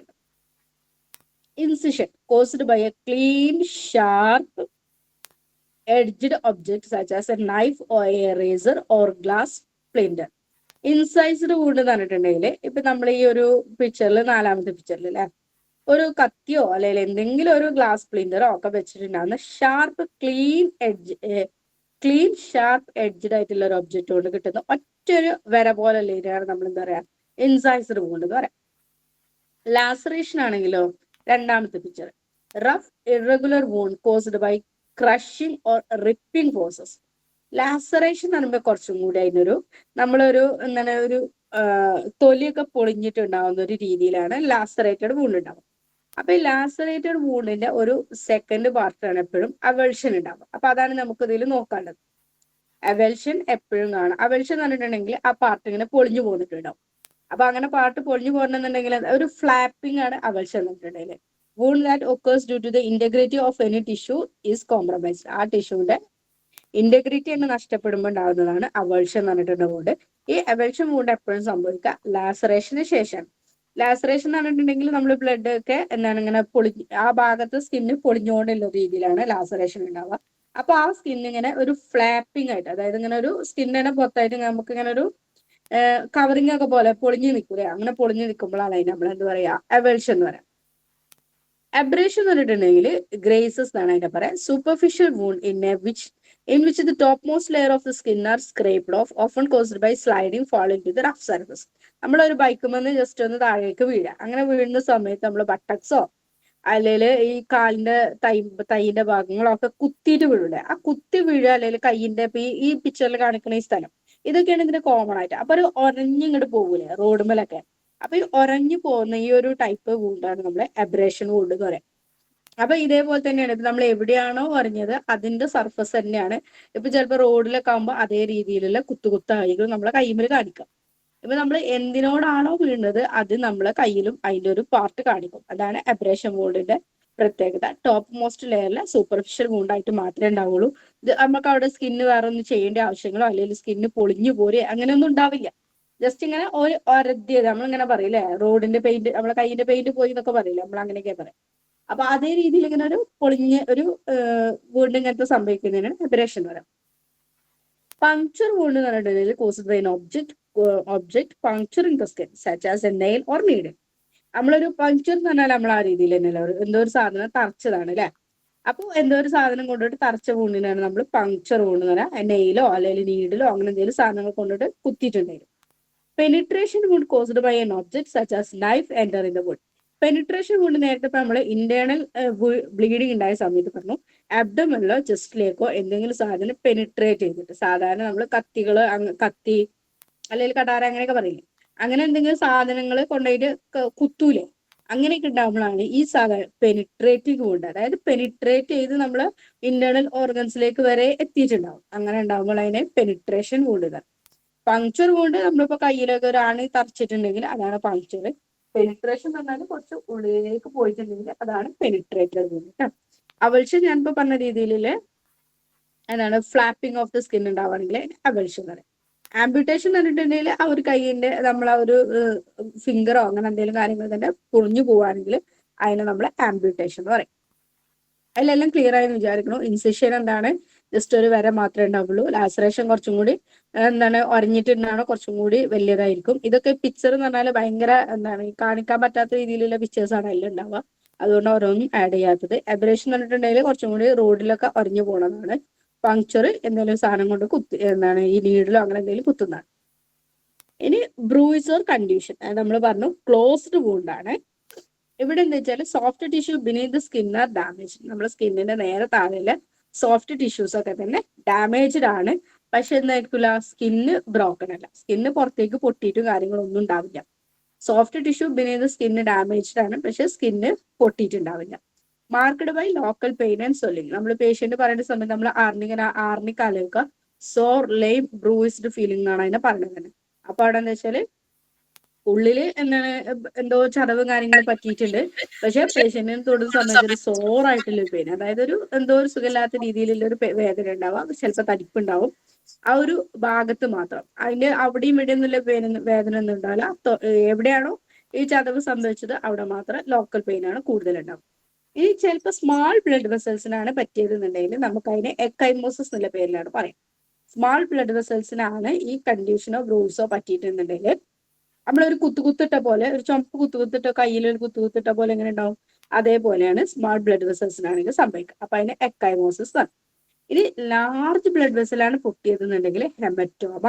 ഹെമറ്റോമ ആകുമ്പോൾ എന്താ വെച്ചാൽ ആ ഭാഗം ഫുള്ള് റെഡിഷ് ആയിട്ട് ഇങ്ങനെ റെഡ് കളറായിട്ട് ഇങ്ങനെ കാണിക്കുകയും ചെയ്യാം. എക്കൈമോസിസ് ആകുമ്പോൾ ഒരു കുത്തുകുത്തായിട്ട് ഇങ്ങനെ നമ്മള് ചുമപ്പ് കുത്തുകുത്ത് ഇങ്ങനെ നമ്മൾ പെണ്ണോടൊക്കെ ഒരു കുത്തിട്ട പോലെ എങ്ങനെ ഉണ്ടാവും, അതേപോലെയാണ് എക്കൈമോസിസ് ഉണ്ടാവുക. ഹെമറ്റോമ ആണെങ്കിൽ അപ്പൊ കണ്ണിലേക്കൊക്കെ കണ്ടിട്ടുണ്ടാവും നിങ്ങൾ അങ്ങനെ ഒരു റെഡിഷ് ആയിട്ട് കണ്ണ് കാണിക്കുന്നത്. അപ്പൊ അങ്ങനത്തതൊക്കെയാണ് നമ്മൾ ഹെമറ്റോമ അതിൻ്റെ എന്ന് പറയുന്നത്. ലാർജ് ബ്ലഡ് വെസൽസിന് തന്നെ എന്തെങ്കിലും പൊട്ടൽ സംഭവിച്ചിട്ടുണ്ടാവും, പക്ഷെ പുറത്തേക്കൊക്കെ വന്നിട്ടുണ്ടാവില്ല. അപ്പൊ അതവിടെ എന്തായിരിക്കും, റെഡിഷ് ആയിട്ട് ഇങ്ങനെ ഇങ്ങനെ ഇങ്ങനെ കൺജസ്റ്റഡ് ഫീലിംഗിൽ ഇങ്ങനെ തളച്ചു നിൽക്കുന്ന രീതിയിലുണ്ടാവും. അപ്പൊ അതാണ് ഹെമറ്റോമ കേട്ടോ. ഇനി നമ്മൾ വൂണ്ട് നോക്കുന്ന സമയത്ത് നോർമൽ സ്കിന്ന് നമുക്ക് ഇങ്ങനെയാണ് കാണുക, ഒന്നും ഉണ്ടാവില്ല, എപ്പിഡെർമിസും ഡെർമിസും ഇൻടാക്ട് ആയിട്ട് കാണിക്കും. ഇൻസൈസർ വൂണ്ടാണെന്നുണ്ടെങ്കിൽ ഒരു ക്ലീൻ കട്ടായിട്ടാണ് ഉണ്ടാവുക. പിക്ചർ കറക്റ്റ് അല്ലേ, ക്ലീൻ കട്ടായിട്ടാണ് ഇൻസൈസർ വൂണ്ടിൽ ഉണ്ടാവുക. ലാസറേഷൻ എന്ന് പറഞ്ഞാൽ ഏതിലൂടെയൊക്കെയാ പോയത് ഒന്നും പറയാൻ പറ്റില്ല, ഡീപ്പാണ്. ഡെർമിസിനും എപ്പിഡെർമിസിനും ഒക്കെ തന്നെ കവർ ചെയ്തുകൊണ്ട് ഉള്ളിലേക്ക് പോയിട്ടുണ്ട്. നമുക്ക് എന്താ സംഭവിച്ചത് ഒന്നും പറയാൻ പറ്റില്ല, എല്ലാം തന്നെ ക്ലിയർ ചെയ്യുന്നത്. അബറേഷൻ നമ്മൾ നേരത്തെ പറഞ്ഞു ഡെർമിസിന് മാത്രമാണ് സംഭവിക്കുക, അല്ലെങ്കിൽ സൂപ്പർഫിഷ്യൽ ലെയേഴ്സ് ഓഫ് സ്കിന്നിന് മാത്രമാണ് സംഭവിക്കുക. ഒരതലാണ് അവിടെ സംഭവിച്ചത്, അവിടെ വേറെ ഒന്നും പറ്റിയിട്ടില്ല, ഒരു ഒരതി പോയൊരു ഫീലിംഗ്. പങ്ക്ചർ കൊണ്ടാണെങ്കിലോ ഇപ്പൊ നമ്മൾ പറഞ്ഞ ചെറിയൊരു രീതിയിലുള്ള ഒരു സാധനങ്ങൾ കൊണ്ടുള്ള ഒരു അമർത്തൽ മാത്രമേ ഉണ്ടായിട്ടുള്ളൂ, അത് താഴേട്ടേക്ക് പോയിട്ടില്ല. ചിലപ്പോൾ അത് ഡെർമിസിൽ മാത്രമേ എപ്പിഡെർമിസിൽ മാത്രമേ നിന്നിട്ടുള്ളൂ, ഡെർമിസിലേക്കും കൂടി പോയിട്ടുണ്ടാവില്ല. നമുക്കത് മെല്ലെ തന്നെ എടുത്തു കളയാൻ പറ്റും. പെനിട്രേഷൻ ആണെങ്കിലോ ഡെർമിസും കഴിഞ്ഞ് എപ്പിഡെർമിസും കഴിഞ്ഞ് ഡെർമിസും കഴിഞ്ഞ് ഉള്ളിലേക്ക് പോയിട്ടുണ്ട്. ഈ ആണിന്റെ വലിപ്പം കണ്ടോ, ആണി താഴേക്ക് വരെ പോയിട്ടുണ്ട്. അപ്പൊ പിക്ചർ ക്ലിയർ ആണെന്ന് വിചാരിക്കുന്നുണ്ട്, ഈ അത്രയും താഴോട്ടേക്ക് വരെ പോയിട്ടുണ്ട്. അപ്പൊ അതാണ് പെനിട്രേറ്റഡ് വൂണ്ട്, ഒരു സാധനം വന്നിട്ട് തറച്ചു പോയിട്ട്. കൺഡ്യൂഷൻ ഞാൻ നമ്മൾ പറഞ്ഞ എന്താ വെച്ചാല് ആ ഒരു പാർട്ടിൽ മാത്രം കുറച്ച് രീതിയിൽ സ്പ്രെഡ് ആയിട്ടുണ്ടാവുള്ളൂ, പക്ഷെ അവിടെ ബ്ലഡ് ക്ലോട്ട് ആയിട്ട് കട്ട പിടിച്ചിട്ടൊന്നും നിൽക്കുന്നില്ല, ജസ്റ്റ് ഇങ്ങനെ പരന്ന് നിൽക്കുന്ന രീതിയിൽ മാത്രമാണ് കൺഡ്യൂഷൻ ഉണ്ടാവും. ഹെമറ്റോമ ആണെങ്കിലോ ആ ഒരു ബ്ലഡ് വെസൽ തന്നെ മൊത്തമായിട്ട് പൊട്ടിയിട്ട് നല്ല സ്വെല്ലിങ്ങും അതേപോലെ തന്നെ ബ്ലീഡിങ്ങും ഒക്കെ കൊണ്ട് നല്ല ഫുള്ള് റെഡിഷ് ആയിട്ട് ഫ്ലഷ്ഡ് ആയിട്ട് നിൽക്കുന്ന ഒരു ടൈപ്പാണ് ഹെമറ്റോമ. ഇതിലെല്ലാം കിട്ടിയെന്ന് വിചാരിക്കുന്നുണ്ടെങ്കിൽ എന്തെങ്കിലും ഡൗട്ട് ഉണ്ടെങ്കിൽ ഇപ്പൊ എന്തെങ്കിലും ചോദിക്കാം. ഇൻസൈസ്ഡ് വൂണ്ടാണ് സ്ഥിരമായിട്ട് ക്വസ്റ്റ്യൻ ഉണ്ടാവാറുള്ളത്. ഒരു ക്ലീൻ കട്ടായിട്ടുള്ള വൂണ്ടാണെന്ന് പറയുകയാണെങ്കിൽ അത് എപ്പോഴും ഇൻസൈസ്ഡ് വൂണ്ടായിരിക്കും. ഒരു ക്ലിയർ അല്ലാത്ത രീതിയിലുള്ള വൂണ്ടാണ്, ഫ്ലാപ്പിംഗ് ഉണ്ട്, ബ്ലഡ് സർക്കുലേഷന്, ബ്ലഡ് വെസൽസിന് എന്തൊക്കെയോ ഡാമേജ് ഒക്കെ പറ്റിയിട്ടുണ്ടെന്നുണ്ടെങ്കിൽ അതെപ്പോഴും ലാസറേറ്റഡ് വൂണ്ടായിരിക്കും. ബൈ ആക്സിഡന്റോ അല്ലെങ്കിൽ റോഡ് ട്രാഫിക് ആക്സിഡന്റോ ഒരതി പോയതാണെന്നൊക്കെ ആണെങ്കിൽ എപ്പോഴും അബറേഷൻ ആയിരിക്കും. മറ്റേതൊന്നും കൺഫ്യൂഷൻ ഉണ്ടാവാൻ ചാൻസ് ഇല്ല. ഇനി നെക്സ്റ്റ് പോർഷൻ ആണ് ഡ്രസ്സിങ് ആൻഡ് ബാൻഡേജസ്. നമ്മളിപ്പോ ഒരു വൂണ്ട് ഉണ്ടാവും, ഒരു വൂണ്ട് വന്നു, ഈ വൂണ്ടിനെ നമ്മൾ എങ്ങനെയൊക്കെ മുറിവ് തുന്നണം അല്ലെങ്കിൽ ഈ മുറിവിനെ നമുക്ക് എങ്ങനെയൊക്കെ കെട്ടണം എന്നുള്ളതാണ് നമ്മൾ ഡ്രസ്സിങ് ആൻഡ് ബാൻഡേജിങ് പറയുന്നത്. ഇത് ഡീറ്റെയിലേക്ക് പോകുന്നില്ല, കാരണം എന്താ വെച്ചാല് ഇത് എന്താണ് ഡ്രസ്സിങ് ആൻഡ് ബാൻഡേജിങ് എന്നൊന്നും എന്തായാലും പറഞ്ഞ ക്വസ്റ്റ്യൻ ഒന്നുമില്ല. എന്തൊക്കെ ഇതിന് യൂസ് ചെയ്യാന്നുള്ളത് നമുക്കൊരു അറിഞ്ഞിരിക്കാൻ വേണ്ടി മാത്രമാണ്. ട്രഡീഷണൽ ആയിക്കൊണ്ട് goes, plasters, bandages, cotton wool ഇങ്ങനെയൊക്കെ കാര്യങ്ങളൊക്കെ യൂസ് ചെയ്തിരുന്നു. ഇപ്പൊ നമ്മൾ കുറച്ചും കൂടി അഡ്വാൻസ്ഡ് മെറ്റീരിയൽ ആയിക്കൊണ്ടില്ല ബയോ മെറ്റീരിയല്, അല്ലോഗ്രാഫ്റ്റ്, അതേപോലെ സീനോഗ്രാഫ്റ്റ് അങ്ങനത്തെ കാര്യങ്ങളൊക്കെയാണ് ഇപ്പം കൂടുതലായിട്ടും യൂസ് ചെയ്യുന്ന. പ്ലാസ്റ്റിക് സർജറി ഒക്കെ പോലെ അല്ലെ കൂടുതലായിട്ട് അതിനൊക്കെയുള്ള കൂടുതൽ ഇമ്പോർട്ടൻസ് തന്നെ. പിന്നെ സിന്തറ്റിക് ആൻഡ് ആർട്ടിഫിഷ്യൽ ആയിട്ടുള്ള ഫോം, ഫിലിംസ്, സ്പോഞ്ച്, ഫൈബേഴ്സ്, ഹൈഡ്രോജൻസ് അതൊക്കെ ഇപ്പൊ കൂടുതലായിട്ട് യൂസ് ചെയ്യുന്നത്. മറ്റേന്ന് വെച്ചാല് ട്രഡീഷണലി നമുക്ക് അവിടെ ഒരു മോയ്സ്റ്റ് എൻവയോൺമെന്റും കാര്യങ്ങളൊന്നും കൊടുക്കാത്തതുകൊണ്ട് തന്നെ പെയിന് കാര്യങ്ങൾ കൂടുതലായിരുന്നു. ഇപ്പൊ അതിന് കുറച്ചും കൂടി മോയ്സ്ചർ, സേഫ്റ്റി അങ്ങനത്തെ കുറച്ചും കൂടി നോൺ ഇറിറ്റേറ്റിംഗ് ഒക്കെ ആയതുകൊണ്ട് തന്നെ നമ്മുടെ ഒരു സ്കിന്നിന്റെ മാട്രിക്സും കാര്യങ്ങളും തന്നെ അത് മിമിക് ചെയ്ത് നിൽക്കുന്നതുകൊണ്ട് കുറച്ചും കൂടി ഈസിയാണ്, കുറച്ചും കൂടി കംഫർട്ടബിൾ ആണ്. എന്തിനാണ് നമ്മൾ ഡ്രസ്സിങ് ചെയ്യുന്നത്? ഡ്രസ്സിങ് എന്ന് പറഞ്ഞാൽ is a protect covering apply to the wound. നമ്മളൊരു ബോഡിയിൽ വൂണ്ട് വന്നു, ആ വൂണ്ടിനെ നമുക്ക് എങ്ങനെയൊക്കെ പ്രൊട്ടക്ട് ചെയ്യാൻ പറ്റുന്നില്ലതാണ് ഡ്രസ്സിങ് എന്നുകൊണ്ട് ഉദ്ദേശിക്കുന്നത്. എന്തിനാണ് ചെയ്യുന്നത്? To control bleeding, to prevent infection, to absorb any discharges, avoid further injury, assist in healing.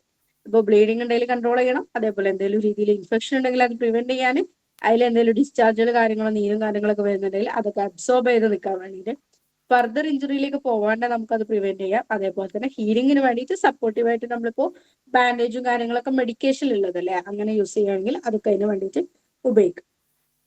ഇനി എഫിഷ്യന്റ് ആയിട്ടുള്ള നമ്മളൊരു ഡ്രസ്സിങ് ചെയ്യുകയാണെങ്കിൽ അതിന്റെ ക്യാരക്ടേഴ്സ് എന്തൊക്കെയായിരിക്കും?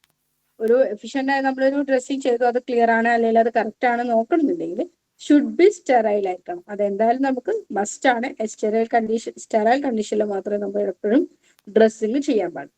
Should be soft with proper pores to allow oozing of the discharge and sweating.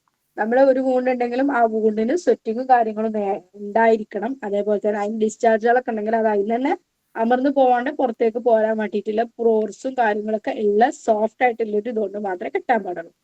Should be large enough to cover the area of the wound and external about 2.5 centimetre beyond it. ഒരു already wound വന്നിട്ടുണ്ട്, ആ വൂണ്ടിന്റെ 2.5 centimetre എങ്കിലും പുറത്തേക്ക് നിൽക്കുന്ന രീതിയിലുള്ള കെട്ടലായിരിക്കണം, അല്ലെങ്കിൽ അതേ രീതിയിൽ കവർ ചെയ്തുകൊണ്ടായിരിക്കണം നമ്മൾ ഡ്രസ്സിങ് ചെയ്യേണ്ടത്. നമ്മളൊരു വൂണ്ടുണ്ട്, അതിന്റെ പകുതി കവർ ചെയ്തിട്ടുള്ളൂന്നുണ്ടെങ്കിൽ കാര്യമില്ലല്ലോ. അപ്പോൾ ഓൾറെഡി ഇൻഫെക്ഷൻ വരാം, അത് വീണ്ടും ഡിസീസ് വീണ്ടും ഫർദർ ഇഞ്ചുറി കൂടുതലാക്കാൻ സാധ്യതയുണ്ട്. അപ്പോൾ ഇങ്ങനത്തെ കാര്യങ്ങളൊക്കെ ആകുമ്പോൾ നമ്മൾ വൂണ്ടിനേക്കാളും 2.5 സെന്റിമീറ്റർ പുറത്തേക്കാണ് കെട്ടേണ്ടത്. ഇങ്ങനത്തെ ക്വസ്റ്റ്യൻസ് ഒക്കെ ചിലപ്പോൾ വരാൻ സാധ്യതയുണ്ട്. കാരണം നമ്മളൊരു ടോപ്പിക്കിലാവുമ്പോൾ എന്താണ് ഈ പ്രത്യേകിച്ച് ഫസ്റ്റ് എയ്ഡ് ആകുമ്പോഴേ ഈ രീതിയിലൊക്കെ ഒന്ന് ചിന്തിക്കാം.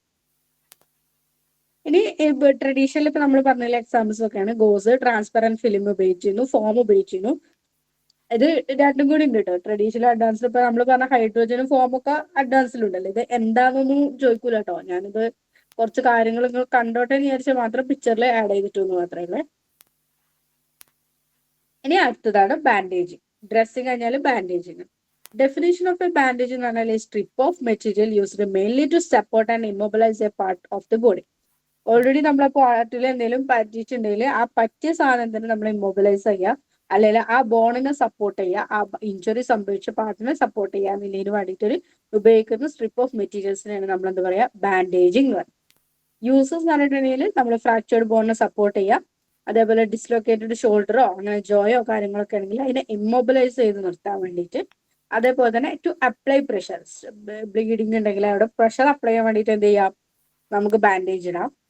ചിലപ്പോൾ വീനസ് ബ്ലഡ് ഫ്ലോ നമ്മൾ ഇംപ്രൂവ് ചെയ്യിക്കാൻ വേണ്ടിയിട്ട് നമ്മൾ എന്ത് ചെയ്യും, ബാൻഡേജ് ഇടാം. അത് നമുക്ക് രണ്ട് രീതിയിൽ ചിന്തിക്കാം.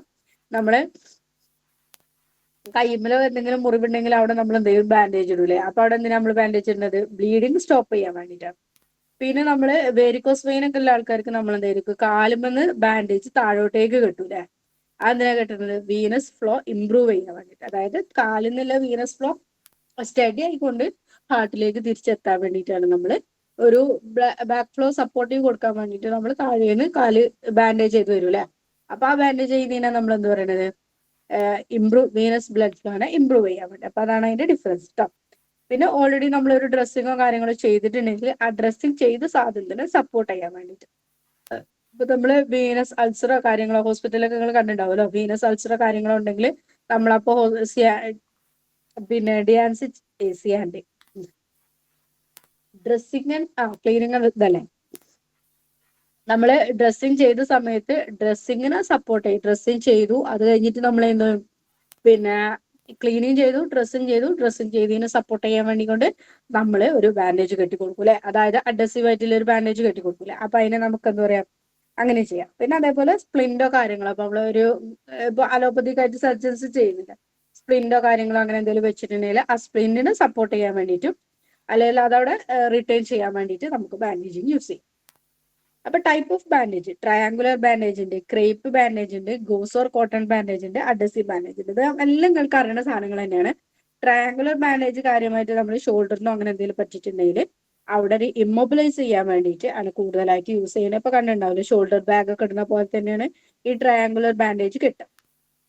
ക്രേപ്പ് ബാൻഡേജ് ആണ് നമ്മൾ എന്താ വെച്ചാല് കുറച്ചും കൂടി വോവൺ ഗോസ് ആയിട്ടുള്ള ഒരു സാധനമാണ്. അപ്പൊ ക്വാളിറ്റി ഓഫ് സ്ട്രെച്ചിങ് ആണ് അതിന് കൂടുതലല്ലേ.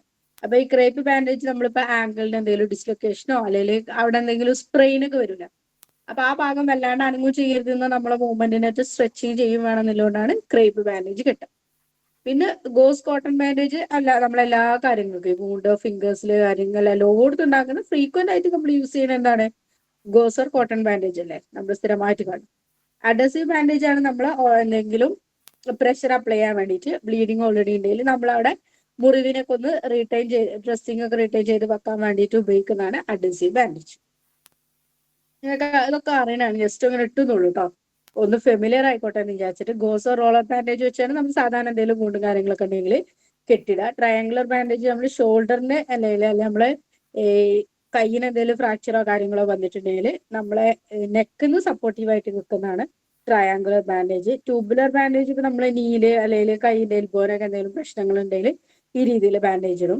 ടെൻസർ ബാൻഡേജ് അല്ലെങ്കിൽ മറ്റേ ക്രേപ്പ് ബാൻഡേജ് ഒക്കെയാണ് ഈ റിസ്റ്റിന് അല്ലെങ്കിൽ ആംഗിളിനൊക്കെ എന്തെങ്കിലും പ്രശ്നങ്ങൾ ഉണ്ടെങ്കിൽ നമ്മളവിടെ ബാൻഡേജ് ഇട്ടിട്ട് കാര്യങ്ങൾ ചെയ്യാം. ഇനി നമ്മൾ എപ്പോഴും ചോദിക്കുന്ന ഒരു ഇതാണ്, എന്താണ് കോളർ ബോണ് അല്ലെങ്കിൽ എന്താണ് ഷോൾഡർ ബ്ലേഡ്. അത് വലുതാക്കി ചെയ്തിട്ട് ചെറുതായിട്ട്. കോളർ ബോൺ എന്ന് പറഞ്ഞിട്ടുണ്ടെങ്കിൽ ക്ലാവിക്കിളാണ്. ഷോൾഡർ ബ്ലേഡ് എന്ന് പറഞ്ഞിട്ടുണ്ടെങ്കിൽ സ്കാപ്പുല.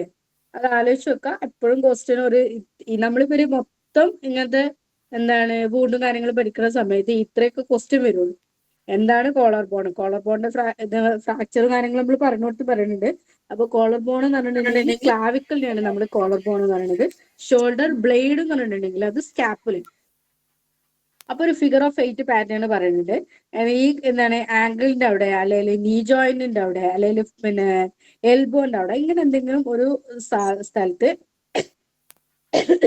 ഫ്ലെക്സിബിൾ ആയിട്ടില്ല അല്ലെങ്കിൽ നമ്മളിങ്ങനെ ഫ്ലെക്സിബിലിറ്റി കൂടുതലായിട്ടില്ല ഒരു സ്ഥലത്ത് നമുക്ക് ഫ്ലെക്സിബിലിറ്റി കിട്ടും വേണം, എന്നാൽ അത് ഓവറായിട്ട് മടങ്ങാനും പാടില്ല എന്നുള്ളടത്ത് നമ്മളൊരു ഫിഗർ ഓഫ് 8 പാറ്റേൺ വെച്ചിട്ടാണ് നമ്മളിത് ക്യാരി ചെയ്യുക.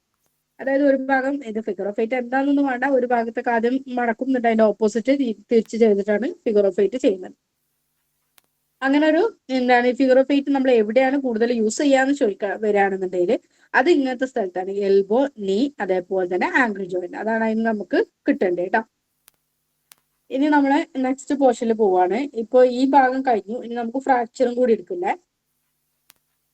ഒന്ന് സ്ലൈഡ് ഒന്നും കൂടി ഷെയർ ചെയ്യുന്നു കേട്ടോ.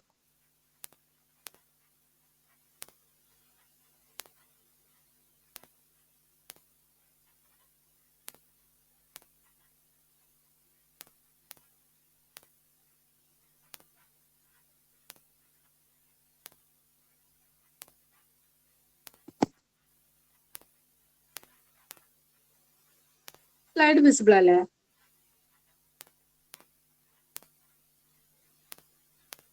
ഹലോ, ഫ്രാക്ചർ അല്ലേ കാണുന്നത്?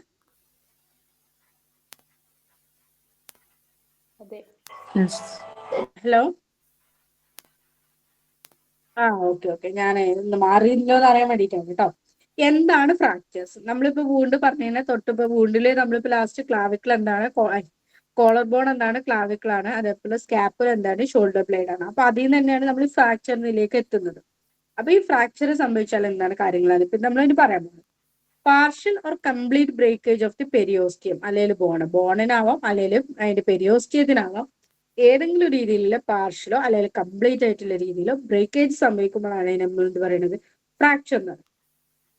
Fracture is a term used to describe break or crack in the bone, either caused by trauma or by underlying medical condition. ചിലപ്പോൾ എന്തെങ്കിലും മെഡിക്കൽ കണ്ടീഷൻ കൊണ്ടാകാം, ചിലപ്പോൾ എന്തെങ്കിലും വീഴ്ചയോ കാര്യങ്ങളോ വന്നിട്ടാകാം. അതിനാണ് നമ്മൾ ഫ്രാക്ചർ എന്നുള്ളത് കൊണ്ട് ഉദ്ദേശിക്കുന്നത് കേട്ടോ. നമുക്ക് ഇനി എന്തൊക്കെ രീതിയിൽ ഫ്രാക്ചറിന് കോസ് സംഭവിക്കാം? ചിലപ്പോൾ ഡയറക്റ്റ് ഫോഴ്സ് ഉണ്ടാകാം, ചിലപ്പോൾ ഇൻഡയറക്റ്റ് ഫോഴ്സ് ഉണ്ടാകാം, ചിലപ്പോൾ ഫോഴ്സ് ഓഫ് മസ്കുലർ ആക്ഷൻ ഉണ്ടാകാം, ചിലപ്പോൾ എന്തായിരിക്കും ലിഗമെന്റിന്റെ ഫോഴ്സ് ഉണ്ടാകും. ഇപ്പൊ ഇതാണ് നമ്മൾ അതിന്റെ ഒരു 4 ടൈപ്പ് ഓഫ് ഫോഴ്സ് കാരണങ്ങൾ പറയുന്നത്. ഡയറക്റ്റ് ഫോഴ്സ് ഓഫ് കോഴ്സ് വേറെ ഒന്നും പറയാനൊന്നുമില്ല, ബോണിന് ഫ്രാക്ചർ വരികയാണ് directly at the point where the force blow is applied. നമ്മൾ ജസ്റ്റ് എന്തെങ്കിലും എന്താണ് വീഴുക കാര്യങ്ങൾ ഉണ്ടാകുന്ന സമയത്ത് ഫീമറോ ടിബിയോ അല്ലെങ്കിൽ ഷോൾഡറോ അങ്ങനെ എന്തെങ്കിലും സാധനത്തിന് ഫ്രാക്ചർ സംഭവിക്കുകയാണ് ത്രൂ ഡയറക്റ്റ് ഫോഴ്സ് ആണ്. ഇൻഡയറക്റ്റ് ഫോഴ്സ് ആണ് നമ്മളിപ്പോ പറഞ്ഞ രീതിയിൽ bone breaks away from the spot of application of the force. നമ്മൾ കൈ കുത്തിയിട്ടാണ് വീണത്, ഔട്ട് സ്ട്രെച്ച്ഡ് ഹാൻഡിൽ ഒരാൾ ബൈക്കുമെന്ന് വീഴാണ്, കൈ കുത്തിയിട്ട് വീണ്, കൈ കുത്തി വീഴുന്ന സമയത്ത് നമ്മൾ കുത്തിയത് എവിടെയാ, കൈയാണ്. പക്ഷെ പൊട്ടൽ വന്നത് എവിടെയാ, കോളർ ബോണിനാണ്. അപ്പൊ എന്താ വെച്ചാൽ ആ ഒരു സഡൻ ആയിട്ടുള്ള ഒരു കുത്തൽ വരുന്ന സമയത്ത് ഈ കൈയിൽ നിന്നുള്ള ഫോഴ്സ് നേരെ മേലോട്ട് പോയിട്ട് കോളർ ബോൺ ഏതാ, ക്ലാവിക്കിൾ. അപ്പൊ ഈ ക്ലാവിക്കിളിനാണ് ഫ്രാക്ചർ സംഭവിക്കുക. അങ്ങനെ നമ്മൾ ഔട്ട്സ്ട്രെച്ച്ഡ് ഹാൻഡ് ആയിട്ട് ഒരാൾ വീണ സമയത്ത് ഡയറക്റ്റ് ഈ ബോണെന്നുള്ള ബ്രേക്ക് എന്താണ് ഒരു ഫോഴ്സ് നേരെ മേലോട്ടേക്ക് പോയിട്ട് ഈ ഫ്രാക്ചർ സംഭവിക്കുന്ന എപ്പോഴും കോളർ ബോണിൽ. ഇനി ഫോഴ്സ് ഓഫ് മസ്കുലർ ആക്ഷൻ, ഇവിടെ എന്താ വെച്ചാൽ ഒരു ഗ്രൂപ്പ് ഓഫ് മസിൽസ് ചിലപ്പോൾ ഒരു പെട്ടെന്നൊരു വയലന്റ് കൺട്രാക്ഷൻ സംഭവിക്കാം. അങ്ങനെ സംഭവിക്കുന്നോണ്ട് അതിന്റെ താഴെയുള്ള ബോണിനോ കാര്യങ്ങൾക്കോ എന്ത് ചെയ്യും, അല്ലെങ്കിൽ ഈ മസിൽ അറ്റാച്ച് ചെയ്ത് നിൽക്കുന്ന ഒരു ബോൺ ഉണ്ടാവും, ആ ബോണിന് പൊട്ടൽ വരാം. അപ്പൊ നീ cap after powerful high muscle jerk, നമ്മൾ പെട്ടെന്നൊരു മസിലിനൊരു ജെർക്കോ അങ്ങനെ എന്തെങ്കിലും വരുന്ന സമയത്ത് നമ്മൾ ഈ പെറ്റലിന്റെ ഭാഗത്തിന് ഒരു പൊട്ടൽ വരും. കാരണം അത് ആ മസിലിന് എന്തായിരിക്കും ഒന്നായിട്ട് അത് അങ്ങോട്ട് പുള്ള്, അങ്ങനെ ഒരു പുള്ളിങ് എഫക്ട് വരുന്നതുകൊണ്ടാണ് ഇവിടെ ഫോഴ്സ് ഓഫ് മസ്കുലർ ആക്ഷൻ പറയുന്നത്. ഇനി ഫോഴ്സ് ഓഫ് ലിഗമെന്റ്, അതും ഇതേപോലെ തന്നെ. ഇപ്പൊ നമ്മള് ലോവർ ലെഗ് ബോൺ, ഇപ്പൊ നമ്മളെ ടിബിയന്റെ പാർട്ടോ ആ പാർട്ടിന് എന്തെങ്കിലും ആംഗിള് പെട്ടെന്നൊരു സ്റ്റംബ്ലിങ് വരാം, കാലിന് പെട്ടെന്നൊരു തിരിച്ചിലോ നമ്മൾ പ്രതീക്ഷിക്കാത്ത രീതിയിൽ നടക്കുന്ന സമയത്ത് ഒരു തെറ്റലോ കാര്യങ്ങളോ വന്നിട്ടുണ്ടെങ്കിൽ ലോവർ ബോണിന് അപ്പൊ ആ ആംഗിളിനെ സപ്പോർട്ട് ചെയ്തുകൊണ്ട് എന്തായിരിക്കും ഒരു ലിഗമെന്റ് ഉണ്ട്. ആ ലിഗമെന്റ് നമ്മളിപ്പോ അവിടെ അക്ലിസ് ടെൻഡൻ എന്നൊക്കെ പറയുന്നത്, ആ ടെൻഡനൊക്കെ തന്നെ എന്തെങ്കിലും രീതിയിലൊരു വലിവ് വരുന്ന സമയത്ത് ഇത് കൊണ്ടുപോയിട്ട് ടിബിയക്ക് വരെ ഫ്രാക്ചർ ഉണ്ടാക്കാം, അല്ലെങ്കിൽ ടിബിയ ഫിബുല ആ രീതിയിലൊക്കെ ഫ്രാക്ചർ ഉണ്ടാക്കും. അതാണ് ലോവർ ലെഗ് ബോണിന് ഫ്രാക്ചർ ഉണ്ടാകുക, ആംഗിൾ പെട്ടെന്ന് സ്റ്റംബ്ലിങ് ചെയ്യുന്നത്. ഇവിടെ എന്താ വെച്ചാൽ wrenching of a joint can cause its ligament to pull so hard at that causes fracture on one of the bones to which ligament attached. ഇപ്പൊ നമ്മൾ എന്താ വെച്ചാൽ ഇപ്പൊ ഈ ആംഗിൾ പെട്ടെന്ന് ടേൺ ചെയ്യുന്ന സമയത്ത് ആംഗിൾ കൊണ്ടുപോയിട്ട് ഓൾറെഡി എന്തിനെ അറ്റാച്ച് ചെയ്തിട്ടാണ്, ഈ ടെൻഡൻ അറ്റാച്ച്ഡ് ആണ്. ഈ ടെൻഡൻ ഓൾറെഡി മേലെ സപ്പോർട്ടീവായിട്ട് നിൽക്കുന്ന മസിലും ഉണ്ടാവും. അപ്പൊ ആ ബോണിന് വരെ ഫ്രാക്ചർ ആണ് സംഭവിക്കുന്നത്, അത്രക്കും മേലോട്ടേക്കാണ് വരിക. അപ്പൊ ത്രൂ ഡയറക്റ്റ് ഫോഴ്സ് വരാം, ത്രൂ ഇൻഡയറക്റ്റ് ഫോഴ്സ് വരാം, ഫോഴ്സ് ഓഫ് മസ്കുലർ ആക്ഷൻ വരാം, ഫോഴ്സ് ഓഫ് ലിഗമെന്റ്സ് വരാം. ഇത്രയാണ് നമ്മൾ എന്തായിരിക്കും ഫോഴ്സസ് ഓഫ് ഫ്രാക്ചർ വരാം. ഇപ്പൊ നമ്മള് ഇനി type of bone fracture. Transverse fracture ഒന്നുമില്ല, നേരെ തന്നെ ഒരു ട്രാൻസ്വേഴ്സ് ആയിട്ട് ഒരു കട്ടിങ് വരും. ഇപ്പൊ നമ്മൾ ഫസ്റ്റ് പിക്ചറിൽ വന്ന പോലെ തന്നെ ഒരു ട്രാൻസ്വേഴ്സ് ആയിട്ട് ഒരു കാര്യങ്ങളിലാണ് നേരെ ഒരു കട്ടിങ് വരാം. പിന്നെ സ്ട്രെസ് ഫ്രാക്ചർ, അപ്പൊ ഇത് എന്താ വെച്ചാൽ കൂടുതൽ നടത്തം കാര്യങ്ങളോ മാർച്ചൊക്കെ കഴിയുന്ന സമയത്ത് അങ്ങനെയൊക്കെ ഉണ്ടാവില്ല, അങ്ങനെയൊക്കെ പട്ടാളക്കാർ അങ്ങനെയൊക്കെ ഉണ്ടാവുന്ന സമയത്താണ് ആ ബോണിന് ഒരുപാട് സ്ട്രെസ് വന്നിട്ട് തന്നെ ആ ഒരു രീതിയിൽ കുറെ പൊട്ടൽ വരും, ഉള്ളിലാണ് പൊട്ടൽ വരും. അപ്പൊ അതിന് നമ്മൾ സ്ട്രെസ് ഫ്രാക്ചർ. ഇനി ഒബ്ലീക്ക് ഓർ ഡിസ്പ്ലേസ്, ഇതൊരു ഡയഗണൽ ആയിട്ടൊരു കട്ട വരാം. ഇവിടെ എങ്ങനെയാന്ന് വെച്ചാല് ബോണ് ഡിസ്പ്ലേസ് ആയിട്ട് എന്താണ് പൊട്ടിയിട്ട് ഇങ്ങനെ പുറത്തേക്ക് ഇങ്ങനെ തറച്ച് നിൽക്കുക ചെയ്യാം. അപ്പൊ അതാണ് oblique fracture. Green stick fracture എന്ന് പറഞ്ഞിട്ടുണ്ടെങ്കിൽ നമുക്ക് പുറമേക്ക് അധികം കാണാൻ കാര്യങ്ങളൊന്നും ഉണ്ടാവില്ല. കുട്ടികളിലാണ് കൂടുതലായിട്ട് കാണിക്കുക. നമ്മള് പച്ചവടി ഇങ്ങനെ പൊളിച്ചിടും, നമ്മള് ഇതാക്കൂലേ ഗ്രീൻ സ്റ്റിക്ക്, നമ്മള് മറ്റേ അപ്പന്റെ ഒക്കെ ഇങ്ങനെ പൊളിച്ചാലും അതിമേൽ എന്തെങ്കിലും ഇങ്ങനെ ആ ബാക്കി ഭാഗങ്ങളൊക്കെ അതിനെ തന്നെ കണക്ട് ചെയ്തുകൊണ്ട് നിൽക്കൂലേ, അങ്ങനെ നിൽക്കുന്ന രീതിയിലാണ്. പുറമേക്ക് കാണാനൊന്നും ഉണ്ടാവില്ല. അങ്ങനെയുള്ള ഫ്രാക്ചറാണ് ഗ്രീൻ സ്റ്റിക് ഫ്രാക്ചർ. കമ്പിനേറ്റഡ് ഫ്രാക്ചർ എന്ന് പറഞ്ഞാൽ പൊടിഞ്ഞു പൊടിഞ്ഞു പോയിട്ടുണ്ടാവും. ഓൾറെഡി ഒരു എല്ല് പൊട്ടി, ആ എല്ല് പൊട്ടിയത് അപ്പുറത്തെ ഇപ്പുറത്തെ എല്ലുകളൊക്കെ കൂടെ കൂടിയിട്ട് ഇത് നമുക്ക് ഒരിക്കലും കൂട്ടി വെച്ച് യോജിപ്പിക്കാൻ ബുദ്ധിമുട്ടായിരിക്കും. ഒബ്ലീക്കൽ എന്ന് വെച്ചാൽ നമ്മൾ ആൾക്കൊന്നാണ് കയറ്റി കൊടുത്ത് പ്ലാസ്റ്റർ ഇട്ടാൽ അത് റെഡിയാവും. കമ്മ്യൂണിറ്റഡ് എന്ന് പറഞ്ഞാൽ ഈ 4-5 ആൾക്കാർ പൊട്ടിയ ബോൺസിനൊക്കെ തന്നെ എന്താണ് കണക്ട് ചെയ്ത് കൊണ്ടുവന്നിട്ടാണ് കമ്മ്യൂണിറ്റഡ് ഫ്രാക്ചർ ഇതിന്റെ പരിഹാരം കാണാം. കമ്മ്യൂണിറ്റഡ് ഫ്രാക്ചർ കൂടുതലായിട്ടും കാണുന്നത് സ്കൾ ബോൺ ഫ്രാക്ചറിന്റെ അവിടെയാണ്. അപ്പൊ ഞാൻ ഒന്നും കൂടി പറയുന്നുണ്ട് കേട്ടോ. ഇപ്പൊ നമ്മള് നോർമൽ ബോൺ എന്ന് പറഞ്ഞിട്ടുണ്ടെങ്കിൽ എന്താണ്, ഓക്കെ, ആ ഒരു ഫസ്റ്റ് പിക്ചർ. പിന്നെ സ്പൈറൽ ഫ്രാക്ചർ എന്ന് പറഞ്ഞിട്ടുണ്ടെങ്കിൽ ഒരു സർക്കിൾ ആയിട്ട് അല്ലെങ്കിൽ സ്പൈറൽ ആയിട്ട് നമ്മുടെ ഷാഫ്റ്റിന്റെ അവിടെ ഒരു സ്പൈറൽ ആയിട്ടുള്ള ഫ്രാക്ചറാണ്. ഇമ്പാക്റ്റഡ് ഫ്രാക്ചർ എന്ന് പറഞ്ഞാല് part of the bone that impact another bone. ഇപ്പൊ ചിലപ്പോൾ മേലത്തെ ബോണിനാണ് ഫ്രാക്ചർ വന്നിട്ട്, മേലത്തെ ബോണിനാണ് ഒരു പൊട്ടൽ വന്ന് ഇത് ഉണ്ടായിരുന്നുണ്ടെങ്കിൽ അത് അതിന്റെ താഴത്തെ ബോണിനും കൂടി അതിന്റെ ഒരു പൊട്ടൽ കൊടുക്കും.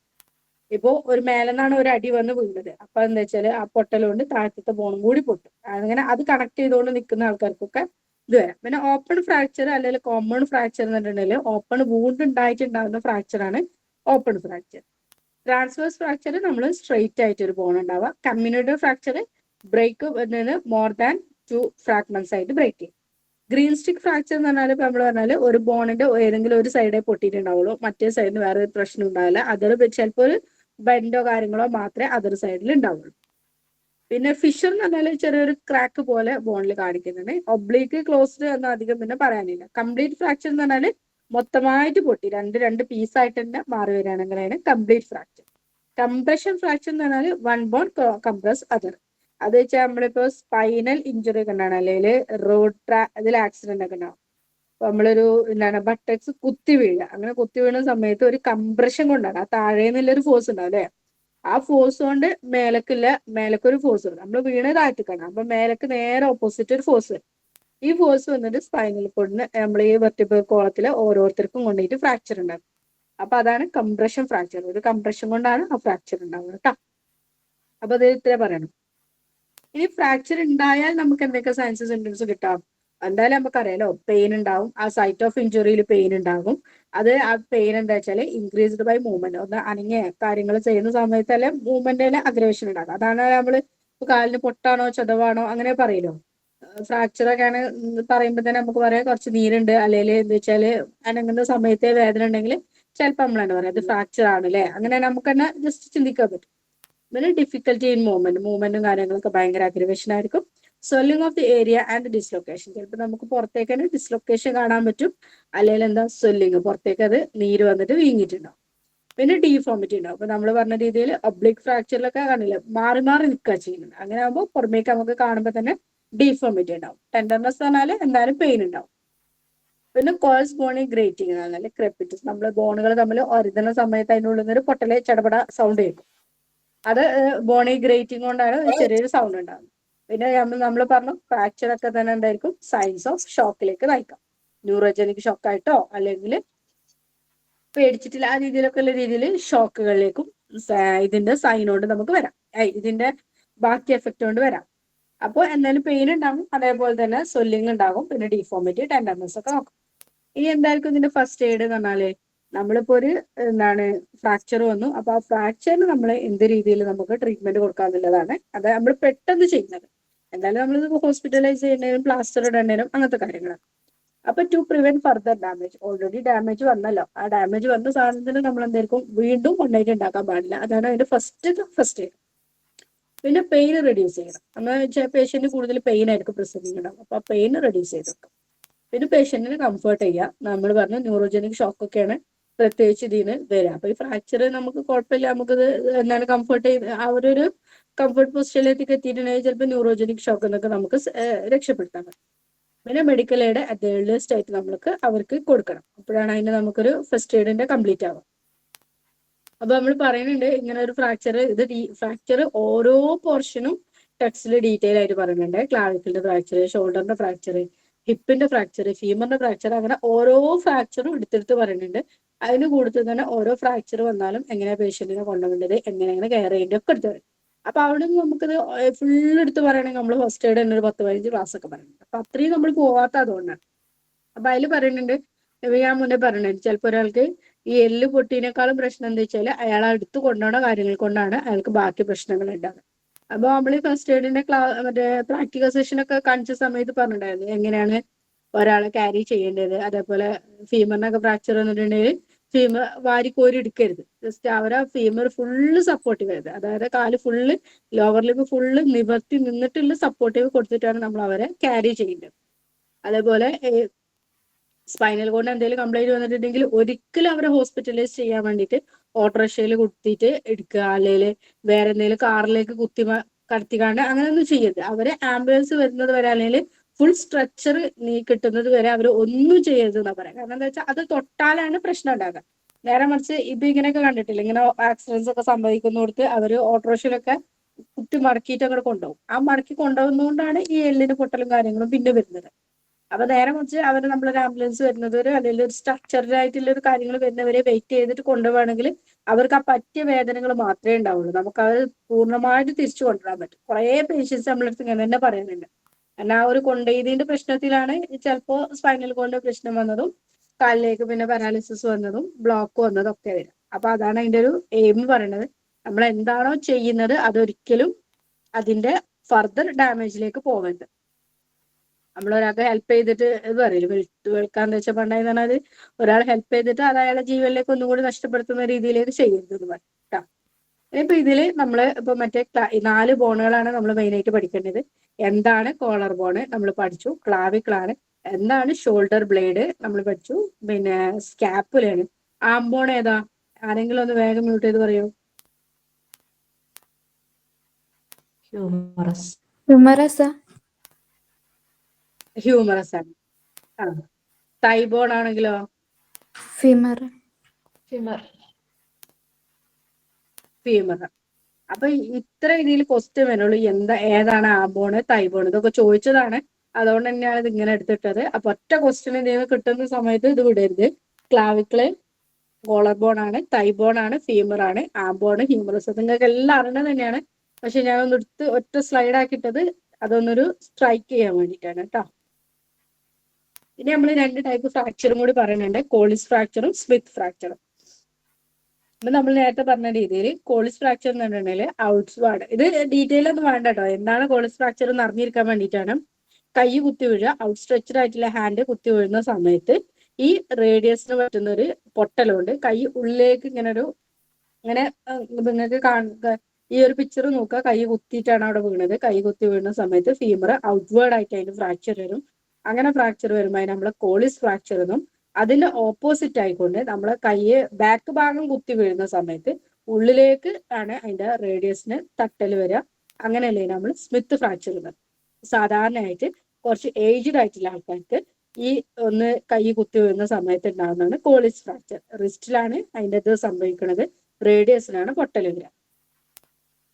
അപ്പൊ ഈ കോളിസ് ഫ്രാക്ചർ ഉണ്ടാകുന്ന സമയത്ത് നമുക്ക് ഇതൊക്കെയാണ് അതിന്റെ സിംറ്റംസ് കിട്ടുക. ഈ ഒരു ഡിന്നർ ഫോർക്ക് ആ കൈ പിക്ചർ കണ്ടാൽ തന്നെ മനസ്സിലാവും അല്ലെ. ഡിന്നർ ഫോർക്ക് ഡിഫോമിറ്റി എന്നാണ് അതിനെ പറയാ. ഇതെന്താ വെച്ചാൽ അതിന് ഡിന്നർ ഫോർക്കിന്റെ രൂപം ഉണ്ടായിട്ടൊന്നല്ല പറയണത്, അല്ല അതിനെ കൊണ്ട് ബന്ധമൊന്നുമില്ല. ആ ഒരു ഫോർക്കിന്റെ ഒരു ചിഹ്നം അതിന് വരുന്നതുകൊണ്ടാണ് അതിന് നമ്മളൊരു ഡിന്നർ ഫോർക്ക് ഡിഫോമിറ്റി എന്നാണ് പറയുന്നത് കേട്ടോ. അപ്പൊ അത് ഏതിലാ കാണാന്ന് വെച്ചിട്ടുണ്ടെങ്കിൽ കോളിസ് ഫ്രാക്ചറിലാണ്. ഔട്ട് സ്ട്രെച്ച്ഡ് ഹാൻഡ് ആയിട്ടാണ് വീണിട്ടുണ്ടാവുക. സ്മിത്ത് ഫ്രാക്ചർ വളരെ റെയർ ആണ്. കാരണം ആരും അങ്ങനെ ഓപ്പോസിറ്റ് കൈ കുത്തി വീഴുക പറഞ്ഞാൽ വളരെ ചാൻസ് കുറവ്. കൈ കുത്തുമ്പോൾ എല്ലാവരും ഇങ്ങനെ ഇങ്ങനെയല്ലേ കുത്തുക, ഔട്ട് സ്ട്രെച്ച്ഡ് ആയിട്ടാണ് കുത്താൻ വളരെ സാധ്യതയുള്ളത്. ഫ്ലെക്സ്ഡ് റിസ്റ്റ് ആയിട്ട് വീഴുന്ന സമയത്താണ് സ്മിത്ത് ഫ്രാക്ചർ ഉണ്ടാവുക. ഇനി നമ്മള് അടുത്തതായിട്ടുള്ളൊരു ടോപ്പിക്കാണ് മെഡിക്കൽ എമർജൻസീസ്. ചോക്കിങ് കൂടി എന്ന് പറയാം അല്ലെ. ചോക്കിങ് കൂടി കഴിഞ്ഞാൽ വലിയ പ്രശ്നമല്ല, പിന്നെ അടുത്ത് നമുക്ക് അടുത്തേക്ക് പോകാം. ചോക്കിങ് പറഞ്ഞിട്ടുണ്ടെങ്കിൽ എയർവേ എന്തെങ്കിലും രീതിയിൽ പാർഷ്യലി അല്ലെങ്കിൽ ടോട്ടലി ഏതെങ്കിലും ഒബ്സ്ട്രക്റ്റീവ് സാധനങ്ങൾ വന്നിട്ട് തടയാണ്. ചിലപ്പോൾ എന്തായിരിക്കും ലാർജ് സോളോഡന്റ്, നമ്മളിപ്പോ കണ്ടിട്ടില്ല പൊറാട്ട തൊണ്ടയിൽ കുടുങ്ങി ആള് മരിച്ചു അങ്ങനെയൊക്കെ പറഞ്ഞിട്ടില്ലേ. കോയിന് തൊണ്ടയിൽ കുടുങ്ങിയിട്ട് കുട്ടികൾ മരിച്ചു അങ്ങനെയൊക്കെ പറയുന്ന സാധനത്തിനാണ് നമ്മൾ എന്താ പറയുക, ചോക്കിങ് ആണ്. When something goes down the wind pipe rather than food passage. ചിലപ്പോൾ അത് എന്താണ് ഫുഡ് പാസേജിലൂടെ പോകേണ്ട സമയത്ത് പകരം എന്താ വെച്ചാൽ നമ്മൾ സംസാരിക്കരുത് എന്നൊക്കെ പറയില്ല, അതേപോലെ തിന്നുന്ന സമയത്ത്. അപ്പൊ അത് ഫുഡ് പാസേജിലൂടെ പോണതിന് പകരം എന്താ വെച്ചാൽ മറ്റേ വിൻ പൈപ്പിലൂടെ പോവാം, നമ്മളെ ലാരിൻസ് ട്രക്കേൻ്റെ കൂടെ പോകും. അപ്പൊ തന്നെ നമ്മളെ എയർ പാസേജ് ബ്ലോക്ക് ആവും. പിന്നെ മസ്കുലർ സ്പാസം, ഒന്നുമില്ല, മസിൽസിന് സ്പാസം വന്നിട്ട് ചിലപ്പോൾ ആ മസിൽ ഇങ്ങനെ വെറുതെ വേണ്ടാതെ കൺട്രാക്ട് ചെയ്തിട്ടും ഈ ചോക്കിങ് വരാം. ചോക്കിങ്ങിന്റെ സയൻസ് സിംറ്റംസ് സിമ്പിൾ ആണ്. ഡിഫിക്കൽറ്റി, ബ്രീത്തിങ്ങിൽ ഡിഫിക്കൽറ്റി ഉണ്ടാകും. അതേപോലെ തന്നെ റേറ്റ് ഓഫ് ഡെത്ത് ബ്രീത്തിങ് ഒക്കെ കൂടാം. പിന്നെ വായിലൊക്കെ നിറയുമ്പോൾ അതേ വരാം. ഫ്രോത്തിങ് ഉണ്ടാകും. പിന്നെ ലിപ്സ് ഒക്കെ എന്തായിരിക്കും, ഭയങ്കര ബ്ലൂനെസ് ആയിരിക്കും. കൂടെ കൺഫ്യൂഷൻ ഉണ്ടാകും. അതേപോലെ ബ്രീത്ത് സ്പീക്കിനൊന്നും ബുദ്ധിമുട്ടായിരിക്കും. ഫേസ് ഒക്കെ ഭയങ്കര കൺജഷൻ ആയിരിക്കും. അതേപോലെ നെക്കിലെ വെയിൻസ് ഒക്കെ പ്രോമിനന്റ് ആയിട്ട് കാണിക്കും. അപ്പോൾ ഈ പിക്ചറിൽ ഒന്നും കൂടി കാണിക്കുന്നത് inability to cry or make any sound. Patient എന്താ വെച്ചാൽ തൊണ്ടയിൽ ഒരു പിടുത്തം പിടിക്കുക ചെയ്യാം. കാരണം എന്താവർക്കൊന്നും പറയാൻ പറ്റില്ലല്ലോ, സൗണ്ട് ഉണ്ടാക്കാൻ പറ്റില്ല, ചിലപ്പോൾ കരയാനൊന്നും കഴിയുണ്ടാവില്ല, കഫ് ചെയ്യാൻ പറ്റില്ല. അതേപോലെ തന്നെ ആള് വീക്ക് ആയിരിക്കും. പിന്നെ സൗണ്ട് വരുന്നത് തന്നെ ഭയങ്കര സോഫ്റ്റ് ഹൈ പിച്ച്ഡ് ആയിട്ടുള്ള, ഇൻഹെയിൽ ചെയ്യുന്ന സമയത്ത് ചെറിയ രീതിയിൽ സൗണ്ട് കിട്ടുള്ളൂ. കാരണം ആ ഒരു വിൻഡ് പൈപ്പിനെയാണ് കൊണ്ടിട്ട് ഇതുവരെ അമർത്തിയിട്ടുണ്ടാവും.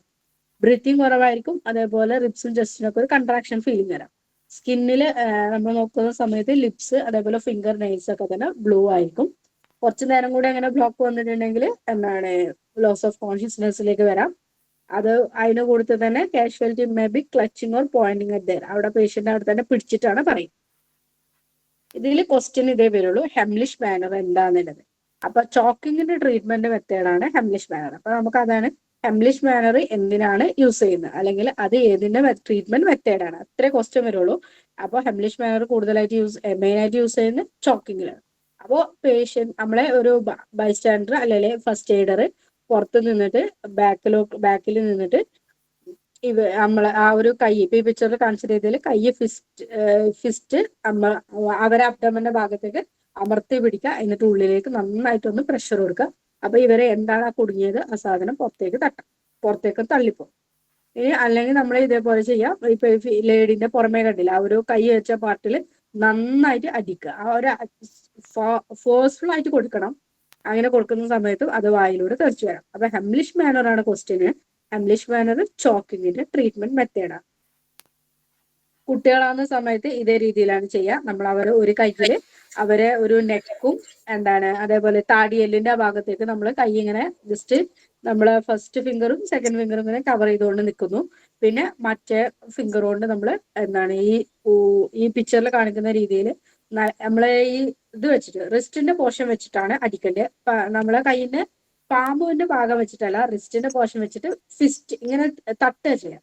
അങ്ങനെ തട്ടുന്ന സമയത്ത് ഇപ്പൊ കുട്ടികൾ കോയിന് അല്ലെങ്കിൽ ബട്ടണ് അങ്ങനെ ഓരോ സാധനങ്ങളൊക്കെ ആണെങ്കിലും വായിക്കിടാം. ഈ വായിക്കിട്ട് തെറിച്ചു വരണം. ആ തെറിച്ചു വരുന്നുണ്ടോന്നില്ലേ നോക്കണം. അതിലും ചെറിയ നമുക്ക് അല്ലെങ്കിൽ പിന്നെ ഓപ്പോസിറ്റ് ആയിട്ട് ഈ രീതിയിലൊന്ന് കംപ്രഷൻ കൊടുക്കാന്ന് പറയുന്നത്. അതൊക്കെ പ്രാക്ടിക്കലി നിങ്ങൾക്ക് കണ്ടതായിരിക്കുമല്ലോ അല്ലെ. പിന്നെ അഡൽട്ടിന്റെ കേസിലാണെങ്കിൽ ഇപ്പൊ മേലെ കൊടുത്ത പിക്ചറിൽ ഇവര് തൊണ്ടക്ക് അങ്ങനെ പിടിച്ചിട്ടുണ്ടാവും. പിന്നെ ഈ കൈ നമ്മൾ ഈ രീതിയിൽ മുഷ്ടി ചുറ്റിയിട്ടാണ് ഉള്ളിലേക്ക് അമർത്തേണ്ടത്.